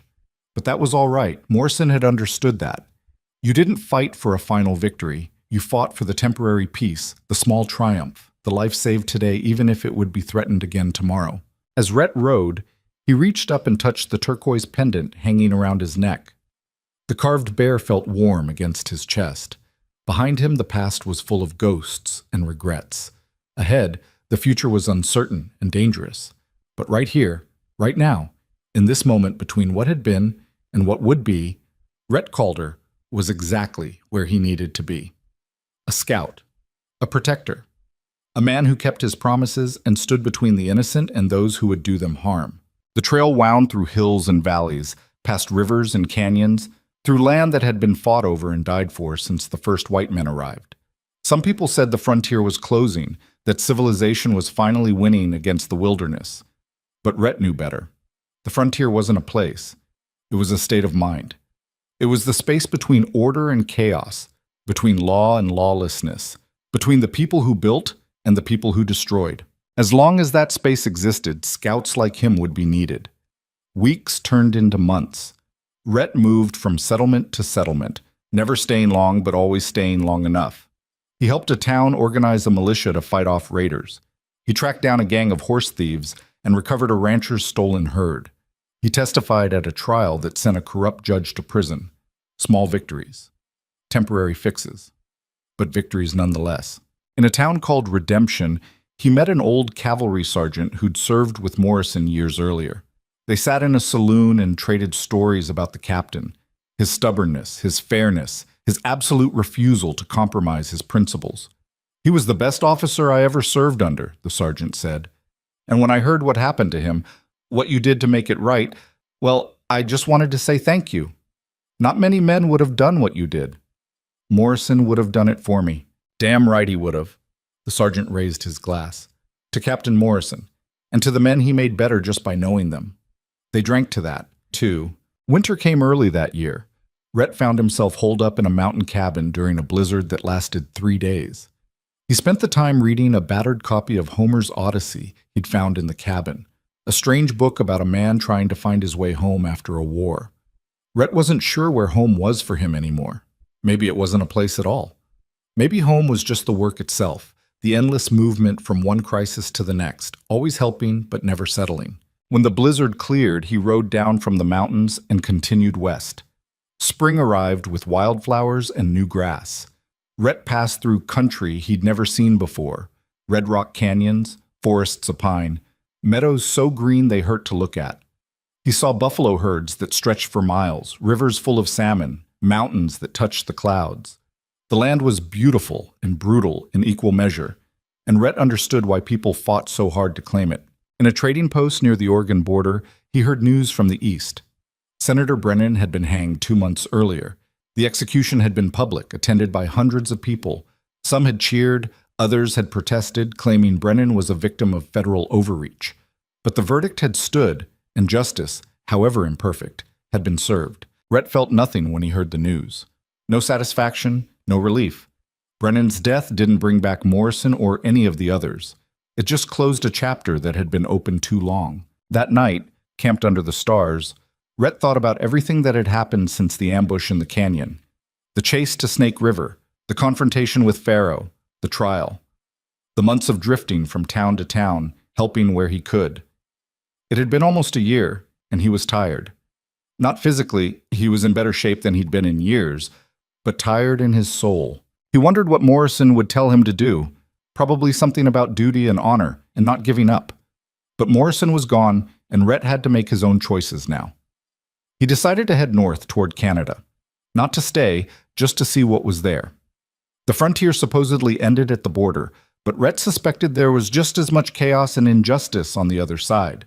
Different languages, different laws, but the same fundamental struggle between the strong and the weak. 2 weeks later, he reached the border. It was marked by nothing more than a surveyor's cairn and a wooden sign so weathered the letters were barely visible. Rhett stood there for a long time, looking north at land that stretched beyond the horizon. Then he turned his horse around and headed south. He realized something in that moment. He didn't need to keep running. He didn't need to put distance between himself and the past. The past would always be there, carried in the pendant around his neck, and the scars on his body, and the memories that woke him at night. But the past didn't have to define him. He could choose what to do with it. Morrison had taught him that. Not with words, but with actions. The captain had spent his life turning loss into purpose, tragedy into resolve. He'd seen the worst of humanity and refused to let it make him cruel or cynical. And when he died, he'd passed that responsibility to Rhett. Rhett rode back to the Sioux reservation. The elders welcomed him like a returning relative. They fed him, gave him a place to sleep, and listened while he told them about the past year, the towns he'd helped, the people he'd protected, the small victories he'd won. "You've been busy," one of the elders said.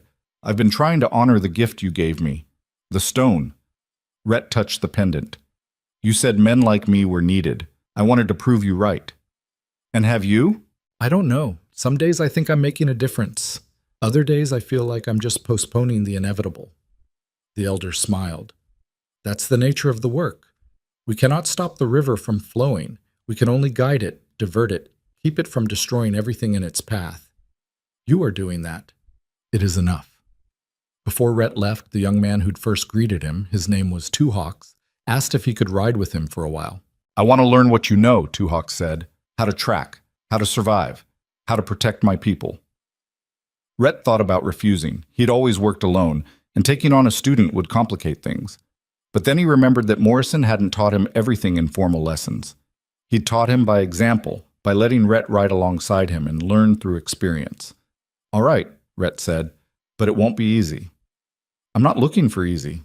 They rode together for 6 months.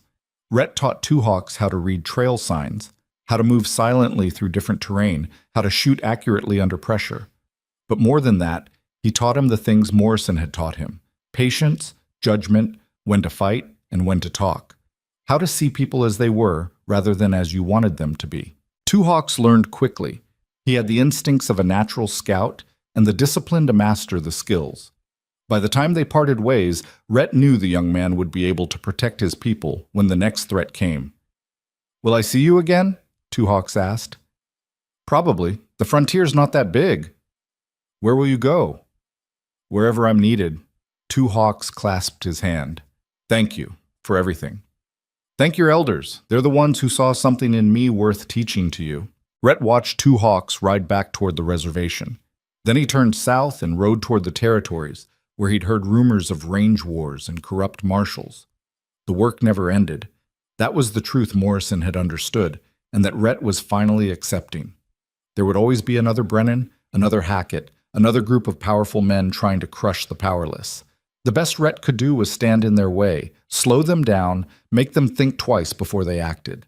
It wasn't a grand destiny. It wasn't heroic in the way stories made heroes out to be. It was just a man with a horse and a rifle, moving through a hard land and doing what needed to be done. But it was honest work. And in a world full of lies and corruption and violence, honesty mattered. Years passed. Rhett Calder became a name people knew in certain circles. A scout who could be trusted. A tracker who never gave up. A fighter who stood with the weak against the strong. He never sought recognition, but it found him anyway. Sheriffs would send for him when they had problems they couldn't solve. Homesteaders would share stories about the quiet man who'd saved their farms. Tribal councils would remember him as someone who'd kept his word when others broke theirs. He grew older, but not softer. His hair grayed at the temples, lines deepened around his eyes. His body accumulated new scars to add to the old ones. But his hands stayed steady, his mind stayed sharp, and his sense of purpose never wavered. One evening, camped near the site where Morrison had died, Rhett took out the eagle feather and the turquoise pendant. He held them in his hands and thought about all the people who'd given him these gifts. Morrison with his dying words, the Sioux elders with their trust, Thomas and his family with their gratitude, Two Hawks with his dedication. These weren't just objects, they were responsibilities, promises made and kept, lives connected across distance and time. Rhett looked up at the stars, the same stars that had looked down on every scout and soldier and settler who'd ever crossed this land. The same stars that would keep shining long after everyone alive today was dust. "I kept my promise," Rhett said into the darkness, speaking to Morrison one last time, "and I'll keep doing it for as long as I can." The wind carried his words away, but the commitment remained. Rhett Calder stood, kicked dirt over his fire, and prepared to move on. There were other towns ahead, other people who needed help, other wrongs that needed righting. The trail stretched endlessly before him, dangerous and uncertain. But he wasn't afraid. He never had been. Because in a land ruled by greed and violence, where the strong preyed on the weak and justice was something you had to fight for, one man's courage and determination could change the fate of an entire frontier. And that was enough. That was more than enough. It was everything.